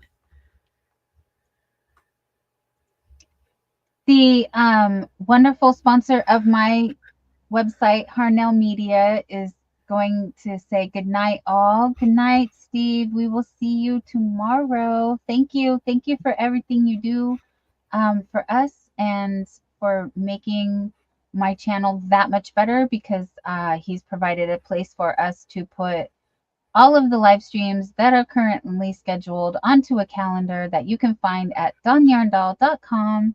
And if you have any questions or need any help with the website, please check out Harnell Media. Thank you. Quick thank you to my sponsor. Yay. One of these days I'll get a website. I didn't know how to do, I wanted to do some kind of list for everybody to be able to say, these are awesome channels, go check them out. And I originally created that Blessing Through Connection channel because I wanted to have kind of an environment where people came in, they became mods, quickly, and then they could go shop around other channels and so forth. And I thought, well, that channel is just sitting there right now. Why don't I put the playlist started to grow on there, and people can go over there and check it out, because that's what it's intended for. Because when just to the people watching, when you're going to support a creator, maybe by going watching their playlist, you have to be careful that you're actually, if you go to their playlist, if it's mixed up with other things, then other people will be getting the credit versus them. So on our channel, I have made it so there's not, all of our stuff goes right to us. And I thought, how can I do it so that people like you and other channels can have a playlist for people to go check them out? And I thought, I'll just start this other one and do it that way. Because it gets confusing when they start putting other people on the playlist, and then you're going, are they getting it or somebody else is getting it? Yes. Exactly. That's why if you're trying to get watch hours, for example, having your content specifically, because I did hear a long time ago, so don't get confused, so like I am all the time. But point being, YouTube used to give you credit, I understand, a long time ago for anything in a playlist on your channel, but then they changed that, if I'm remembering correctly. So yes, it may be something for new channels starting to think about, just having another channel that, like we have Blessed to Crochet and we have Blessing Through Connection, doing something where you can have another channel to be able to do that and be able to start a playlist list for channels, and then their name is there and their link is there, and then people could go explore that without your content getting mixed with others and then you not getting the watch hours for it. Exactly. So any questions? We have Matt saying, does Blessed to Crochet, since she's Scottish, what colors of their tartan? So do you know if you have a tartan? I don't. I have one actually, but you can look up the tartan for the Calhoun clan. My grandmother's last name was Ingram, and so the clan for the Ingram clan was too small, and so she had the Calhoun. We were underneath the Calhoun clan. And so that's the one. When there was too small of a clan, they would put them together in bigger ones to help defend themselves. So that's the clan we're underneath with it. And I do have a doll. Actually, my daughter has it with a teddy bear with a little skirt that has the actual tartan on it from the Calhoun clan. So that much I can tell you. That I know. But I don't know the colors of it. If I remember right, it's green and red and blue. It's a nice color. It really is. It's not red. I think it's blue with green and like little bits of red, if I remember right. We went to a Scottish festival at one point.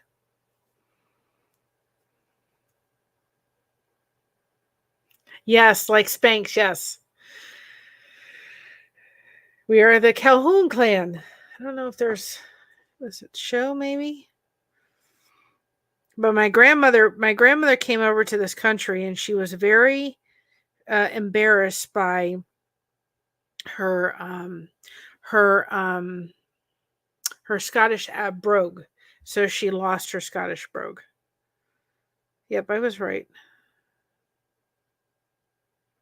This, does it show a picture of it? Yep.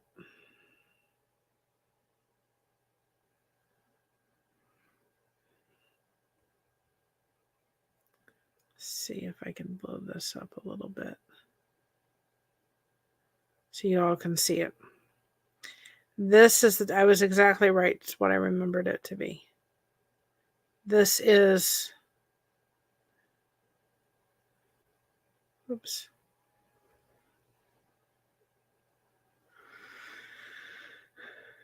This is the tartan for it. This was what it was.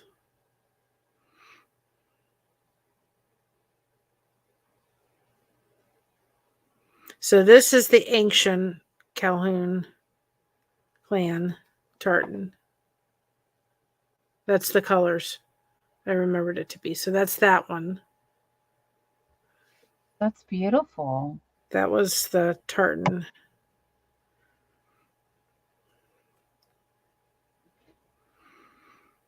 And the crazy thing is I cannot wear the I couldn't wear the kilts if they paid me because they're all made of wool. Can't touch them. And this is the modern one. So it's kind of like, that's the more modern tartan. But that's the Calhoun tartan. Yeah, but I can't wear them. I was in a store and that yarn that you're talking about, I think I was in Joann's, and I picked it up and I touched it. And I was not thinking smart. All I did was touch it because I was trying to see what it was. Or one of them, maybe it was something, and I just touched my face and you could see it breaking out that quick. So I'm like, no, we're not doing wool. It's a dang on shame, too. Yeah, because it is nice. It's nice, but yeah, I need to quarantine the rest of the stash, and if Granny D wasn't already drowning in yarn, I would definitely send it to her. But I'm afraid. well, I realized it when I was working in a hotel. Now, why in Florida they would put uniforms with any kind of wool in it, I have no idea. But there was these uniforms, and we had to wear hotel uniforms, and they had wool in them. And I said to my mother one night, I said, Mom, why am I getting all these kind of things? She goes, Mary, what are the ingredients of the material you're wearing? And sure enough, it had wool in it. And I was getting all these little marks all over, and they were itchy and everything. I mean, they were all over. And I had to go to my doctor and get a note that says I was allergic. So, and I didn't have to wear the jacket because the jacket was wool, but the skirt was thankfully lined. Mm-hmm. So it wasn't rubbing against any of my legs or anything. And I would have to wear, thankfully it was lined. I was able to get away with the skirt, but I couldn't wear the jacket. And they allowed me not to have to wear the jacket because the jacket was covered in wool and I couldn't take it. It's like, she said, you're allergic to it. I'm like, oh, I don't know that. I remember growing up and being very sensitive to some clothing. And then as I got older, and I discovered it was wool. And I'm thankful they make acrylic yarn. Right. Well, like I said, luckily I'm lucky to I'm lucky to only be certain types. Like I said, I haven't had issues with superwash merino, and I kind of was hoping that I grew out of it.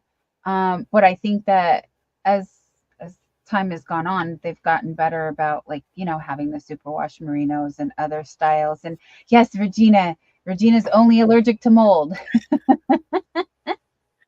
Well, I was kind of thinking recently of trying it, but when I was in that store recently and I just touched my face, And just touch, I thought, yeah, no, we're not even gonna try it. right, right. And when we were going through and sorting the yarn and touching it, I didn't have an issue. It wasn't until I actually worked with it that I noticed. And yeah, my eyes very sensitive, my face. And from it took a while for it to bother my hands, but I did notice it did start to bother my hands. So the more I work with it, and I actually think that, like I said, I was working in this space right here. So there's some fibers that are kind of floating around that I may not have cleaned up so good. Because I was moving around some papers and I do feel a little bit. Anyways, I have had friends in the chat notice that I was working with some yarn and be like, Dawn, get that yarn away from you. And I broke out. It was eyelash yarn, which wasn't even wool based. It was, so I don't know what that was all about, but it was the worst issue that I had had so far. So yeah, I don't want to be a yarn snob, but I'm going to have to be a little bit more picky about, like, I don't have an issue with the acrylics as we discussed. I don't have an issue with cottons so far. No, those are fine. And I do want to go more natural based. Like I really am enjoying working with, and I know it's a little pricey, and people have been sharing that some hobby yarns, because this is a hobby dahlia, it's 100% cotton. This has been really nice to me. And there may be some others like Crystal from Bag O' Day Crochet. I love her yarn reviews. She's been doing this so long. I really trust her knowledge on it, so she can tell you just by feeling it and looking at it if it's similar to. So the theory is that they make some of the yarns in the same manufacturing facility, they just name it something else. So Cookie, for example, Cookie is Red Heart Melange, and there's a bunch that cross over similar to that. Some of the hobby cakes are another brand that it's not coming to me right now. Sorry, guys, but if you know, you know.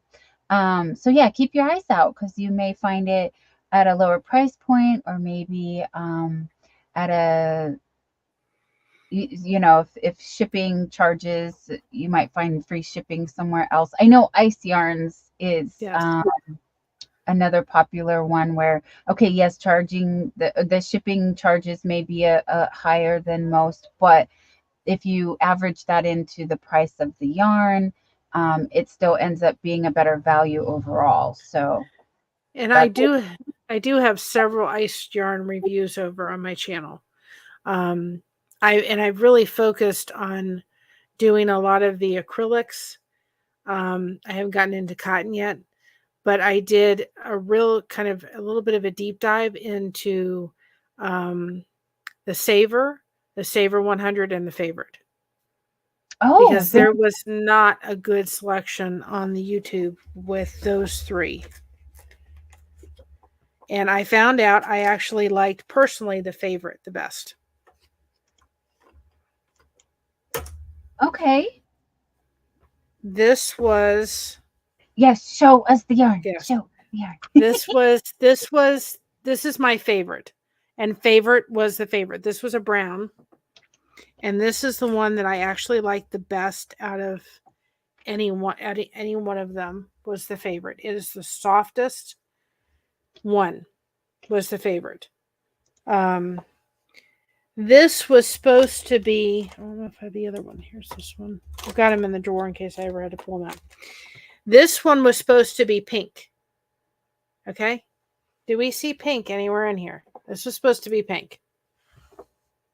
I'm sorry. That's lavender. Lavender, exactly. Yeah. So this was Saver 100. Oh. I liked it. The color discrepancy was terrible. And I was making a blanket for my aunt to take to chemotherapy. And the one yarn that I had got was not going to go along with this. So I had to change up what I did. So that was the Saver 100. And then this one was the Saver. Now, I am not a big Red Heart fan at all. And this is a little softer than Red Heart, but not by much.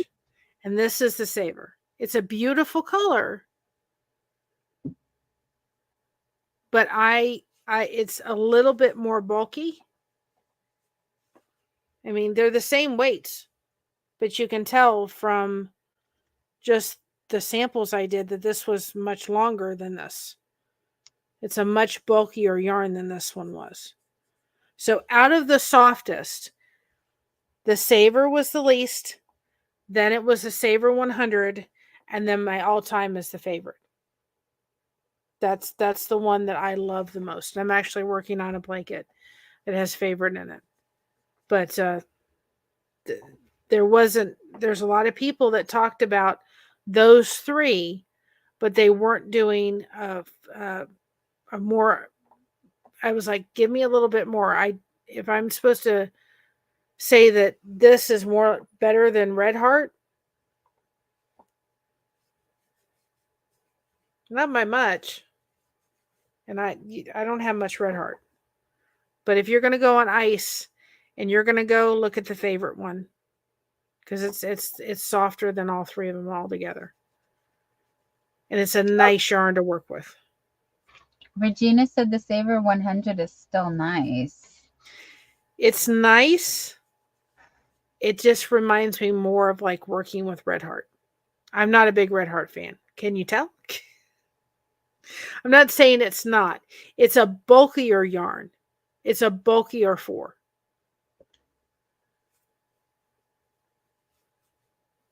I mean, I ended up using a 6 on this, and I used a 5 on the rest of these. So it's bulky. It's nice. And these are washed. I washed these. Mm-hmm. Okay. And I still find this nice, but out of between this and this, I'm going to go to favorite first. It's softer. And then I just was discouraged when they said, "Oh, this will be pink." I'm sorry, that's lavender. That's not pink. Yeah, that's on the outside of pink. Mm-hmm. And yet when my husband touched it, he said that the Saver was softer. So it's all depending on what you feel is,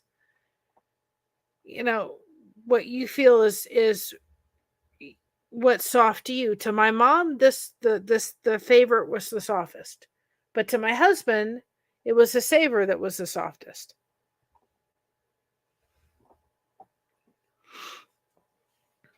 Interesting. Thank you. Thank you so much for sharing that. Because I have not experienced those yarns yet. So it's very very the favorite valuable. is so nice. Oh,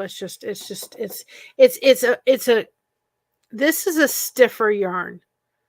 A little bit stiffer. This is has a little bit more of a cushy kind of feel to it, Squish. to me. Yeah, the squish.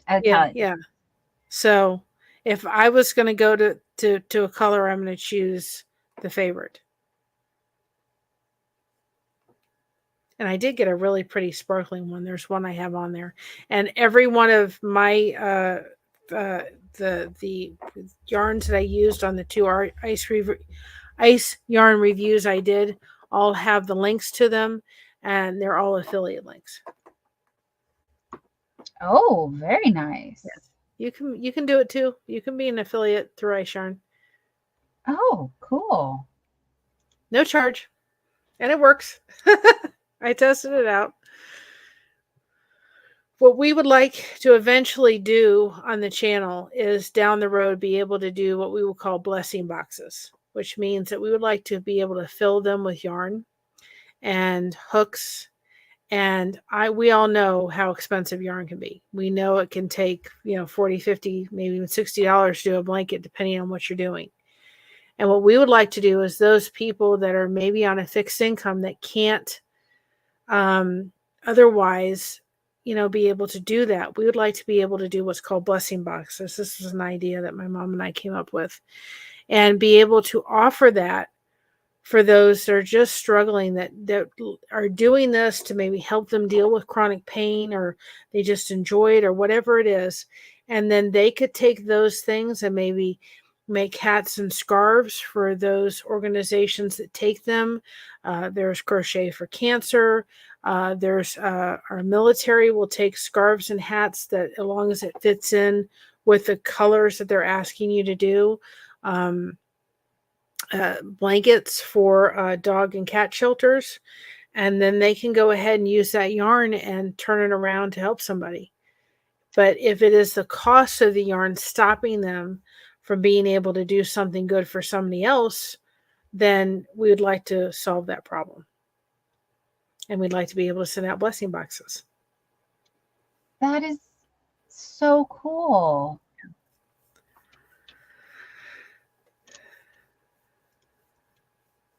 Any idea when you might be well, the channel has to grow. Yeah. and it will. I think it will.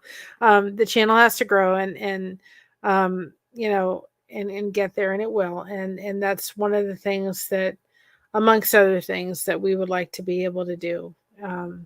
Good can come out of it. Would you be taking donations to? Yeah, I would gladly do it. I have no problem. You know, those that want to can, and we have a PO box if anybody wants to send, you know, a card to Hobby Lobby is the closest one to us. I don't have a Michael's, and Joanne's department and our section is lousy. It's not a good selection, but I would gladly, if anybody wants to ever send a, you know, Hobby Lobby gift card and say, go get some yarn and we can do it. And, you know, there are people that just can't afford the yarn, but want to do good. And as long as they can show us that they're making something and it's going someplace else to help somebody else, I have no problem being able to help them out with some yarn. That's what we do. That's what the yarning community does. We help each other. Yes, absolutely. That sounds so awesome. I would love to help support you in that. So we'll definitely be in touch. Because you know, not only do I like to give back, pay forward, do whatever I can to help. Yeah, I see all these organizations, well, all these people organizing things, you know, make hats for this, and I already have a local cause that I support that I make hats for. But I want to do all of them, and it's so hard. But Well, I can give materials, and I can do that. That I can do. And like the lifeboat does and helps with people that need medically assisted treatment for addiction. And I'd like to eventually, and this is down the road, but it's one of our things, is to be able to give to them so that they can be able to continue sending people that otherwise need that can't afford to have assistance with that, can get assistance. So there's things that can be done through this vessel, a big red button that can be good. And of course, the personal goal for me is for my husband to get that dog. That's me, you know, my mom to do that for him. People don't realize the benefit of a service dog when it comes to diabetes. They can be life-saving, literally. If he was ever to pass out by himself here at the house and didn't have anybody around, there is a special device that the dog can press in order to be able to alert 911 that he needs instant medical attention. He's a very highly insulin-resistant diabetic. And usually a dog can detect about 20 to 30 minutes prior to any known device. But, you know, I know people think, oh my goodness, a dog can't be $15,000 to $20,000. Yes, it can. 100%.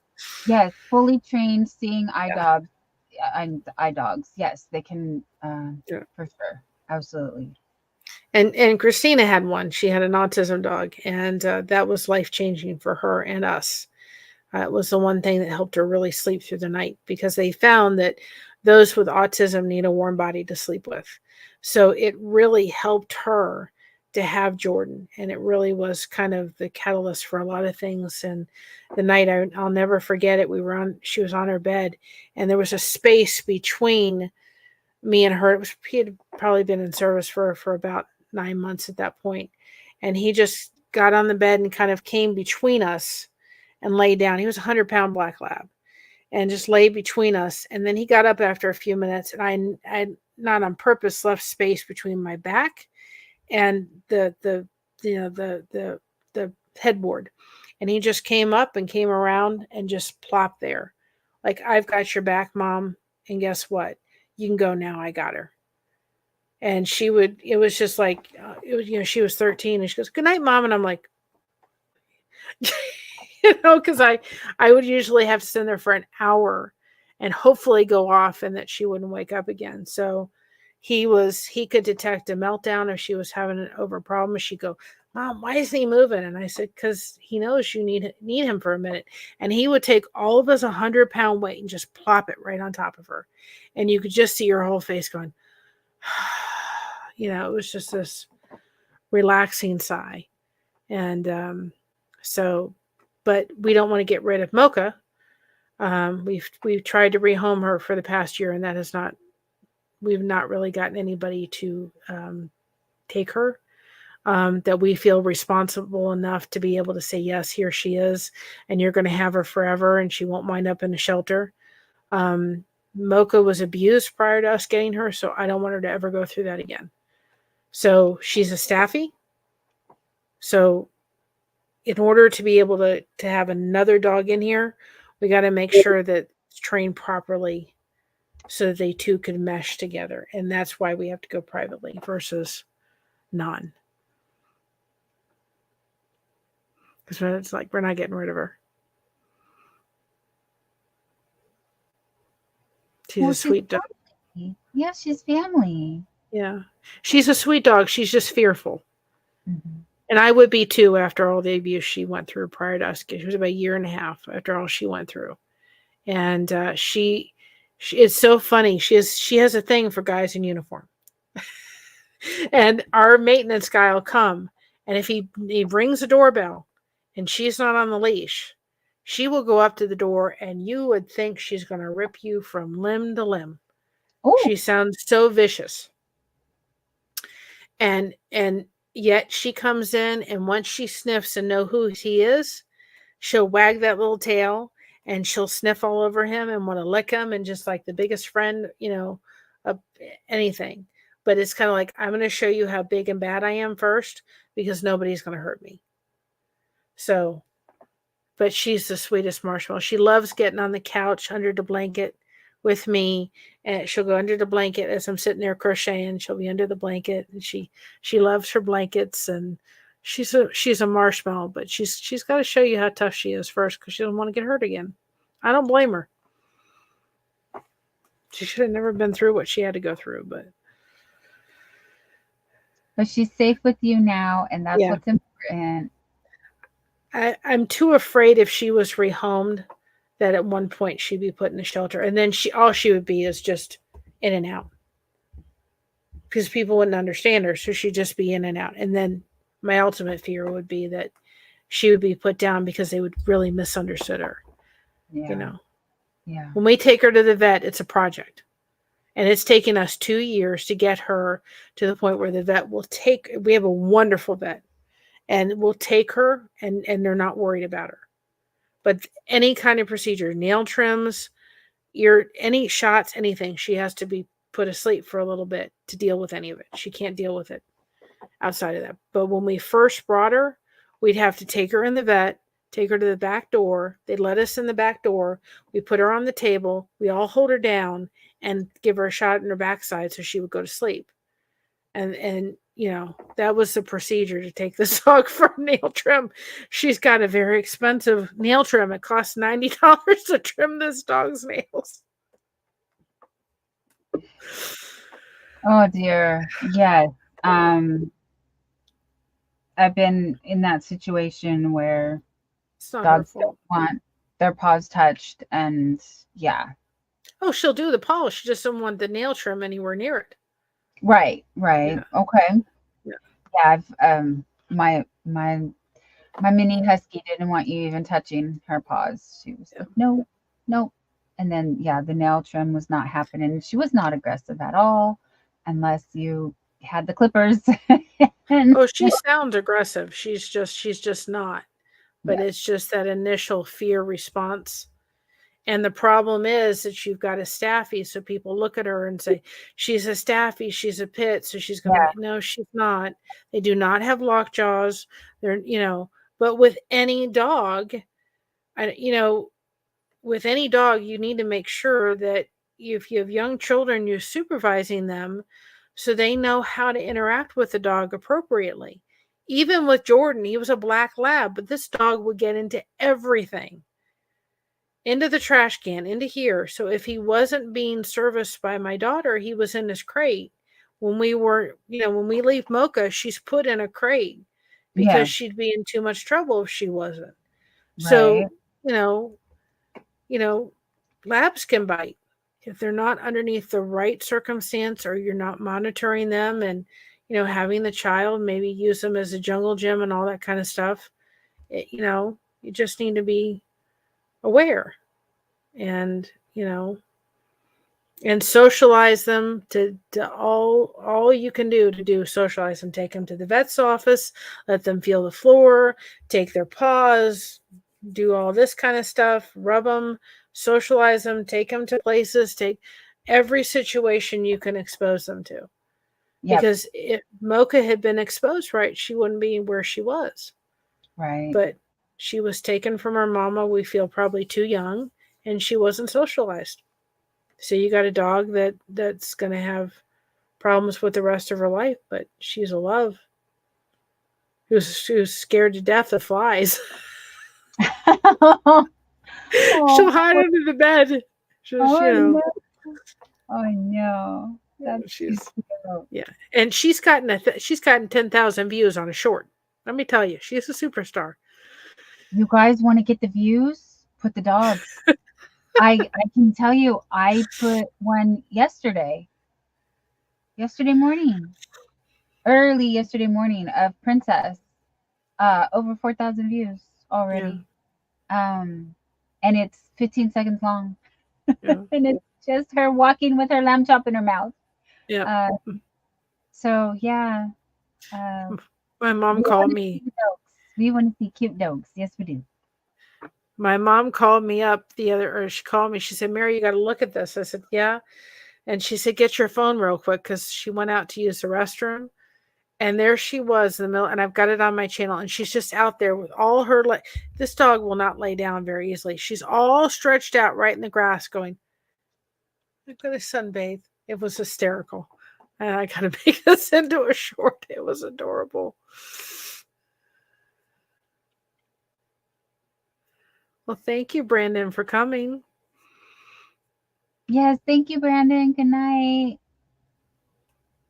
And it is, wow, time does fly when we're having fun. Yes, it does. It's almost 2:00 in the morning here. 4 hours we've been hanging out having the fun with the friends, and we still have 31 in the chats. Thank you guys. Thank you so much. But if you're ready, we can do like a little 5-minute warning, Yep. talk about what's coming up on your channel.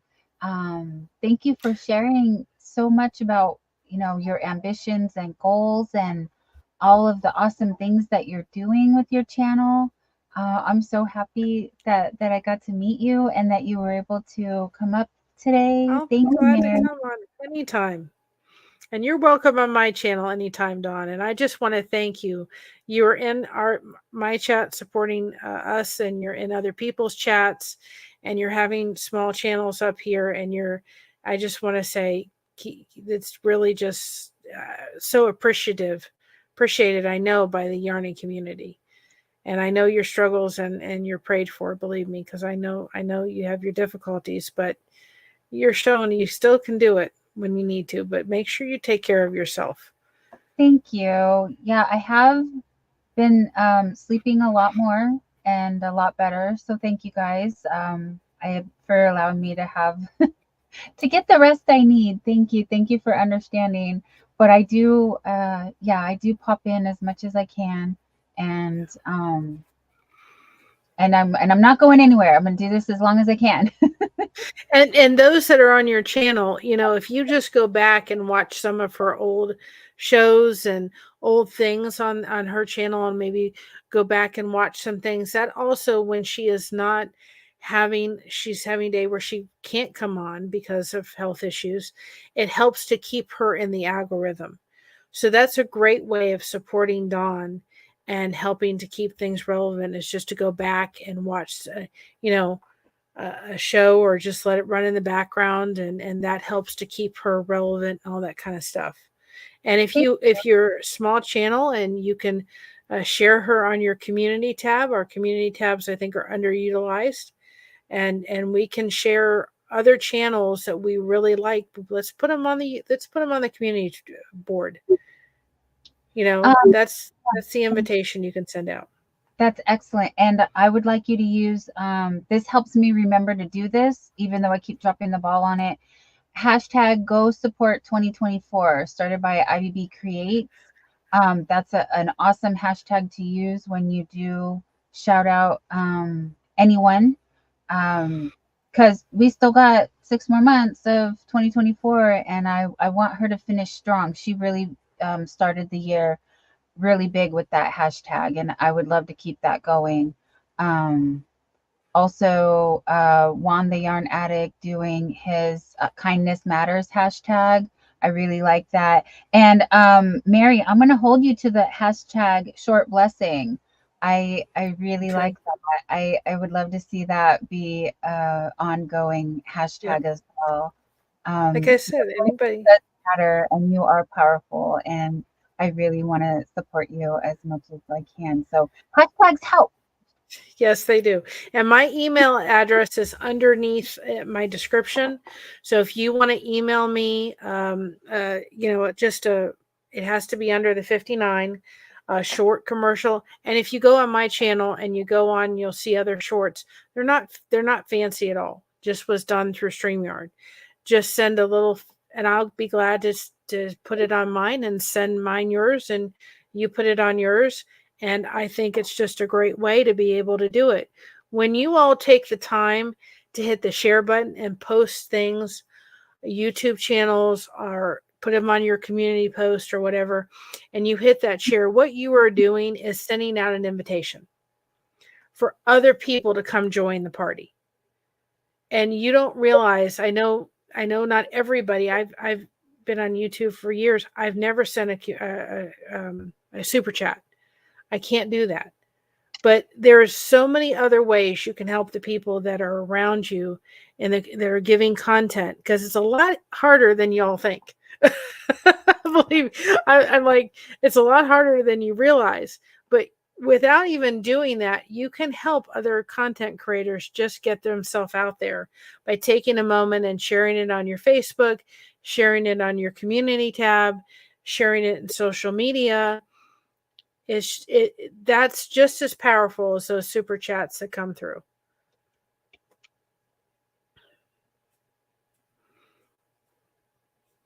Watching The them playlist is another thing you can do. Yes, yes, it is. And thank you, Mary. I really want to just see the people that want this to achieve that goal. So getting you guys the watch hours is what's most important to me at this point in my journey. But thank you. Yes, if you guys want to go back, and I know I need to do videos. This is where I fall short. That's my thing. I only wanted to do live streams, and so I do shorts to compensate for the fact that I haven't done videos. But I have people asking, but I wasn't here to do tutorials. That wasn't why I started. That isn't why I keep doing this. It's to make friends and to support people that want to do this. And I'm just very thankful that a lot of you choose to spend your time with us, and give us this opportunity to just share the love. Honestly, Yeah. share the love. Scott from Old Fart Gaming, he's the one who helped me get my 1K. He is also has a awesome hashtag. It's We Grow Stronger Together. I fully support that sentiment, because the statistic that I heard is of the people who can produce art, only 10% of those actually get to. And I put us in the art community because I think that what we do is an art form. Yeah. So the fact that we are fortunate enough to be able to do that, because when I worked full time, I was not. I did not have the capacity Yeah. to crochet or anything. I was a potato on the couch watching TV because I typed all day long and my hands hurt too bad. So short story, really long. We are stronger together, and that's another awesome hashtag Absolutely. and channel to check out if you guys want just to be around good, positive, fun people. Okay, so we're gonna wrap it up now, you guys. But thank you so much for being here. And Mary, what else you got coming up on your I channel?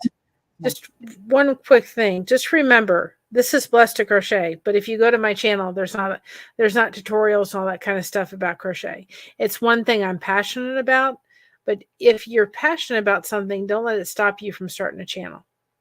You can have a name like that, but and it's probably why I stuck with it and why we did, because I wanted people to realize, yeah, show what you're passionate about, but if you're going in another direction, you want to talk about other stuff, go ahead and do it.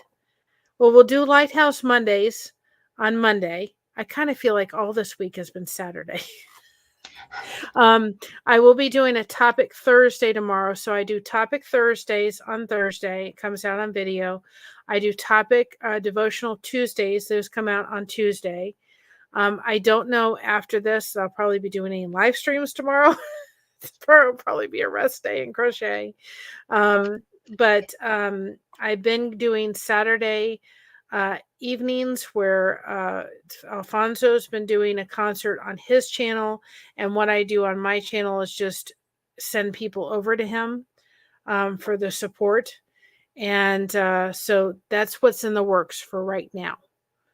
So, and I'll just pop on, come up with topics, and sometimes I will ripple off the lifeboat and we'll talk about things that are fun and some things that are difficult, but it's a safe place to just dump and have support and be here. And I'm looking for people that want to collaborate together. People that want to come on and take us a journey around their farm, or taking places, or that maybe do gardening or do inside gardening or what have you. I'm absolutely willing to do collaborations with other and other content creators. I think that's a great way. We call them field trips. Yes, I love that.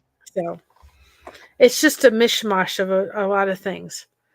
And the thing I always say, people, is stay connected, because it can make a huge difference. And that's the focus of our channel, is to stay connected. Crochet is a passion of mine, and our tagline is, I'm blessed to crochet, but what are you blessed to do?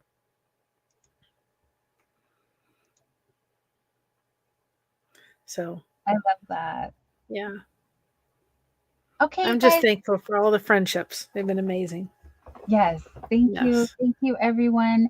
And we will see you guys all in the YouTube streets later. Yes. The last thing that I want to end with is my favor. You guys, I ask you to take care of you for me, and I will take care of me for you. That's all I ask of you guys. All right. We love you. Bye, everybody. Good night. Thank you for having me. Thank you for coming.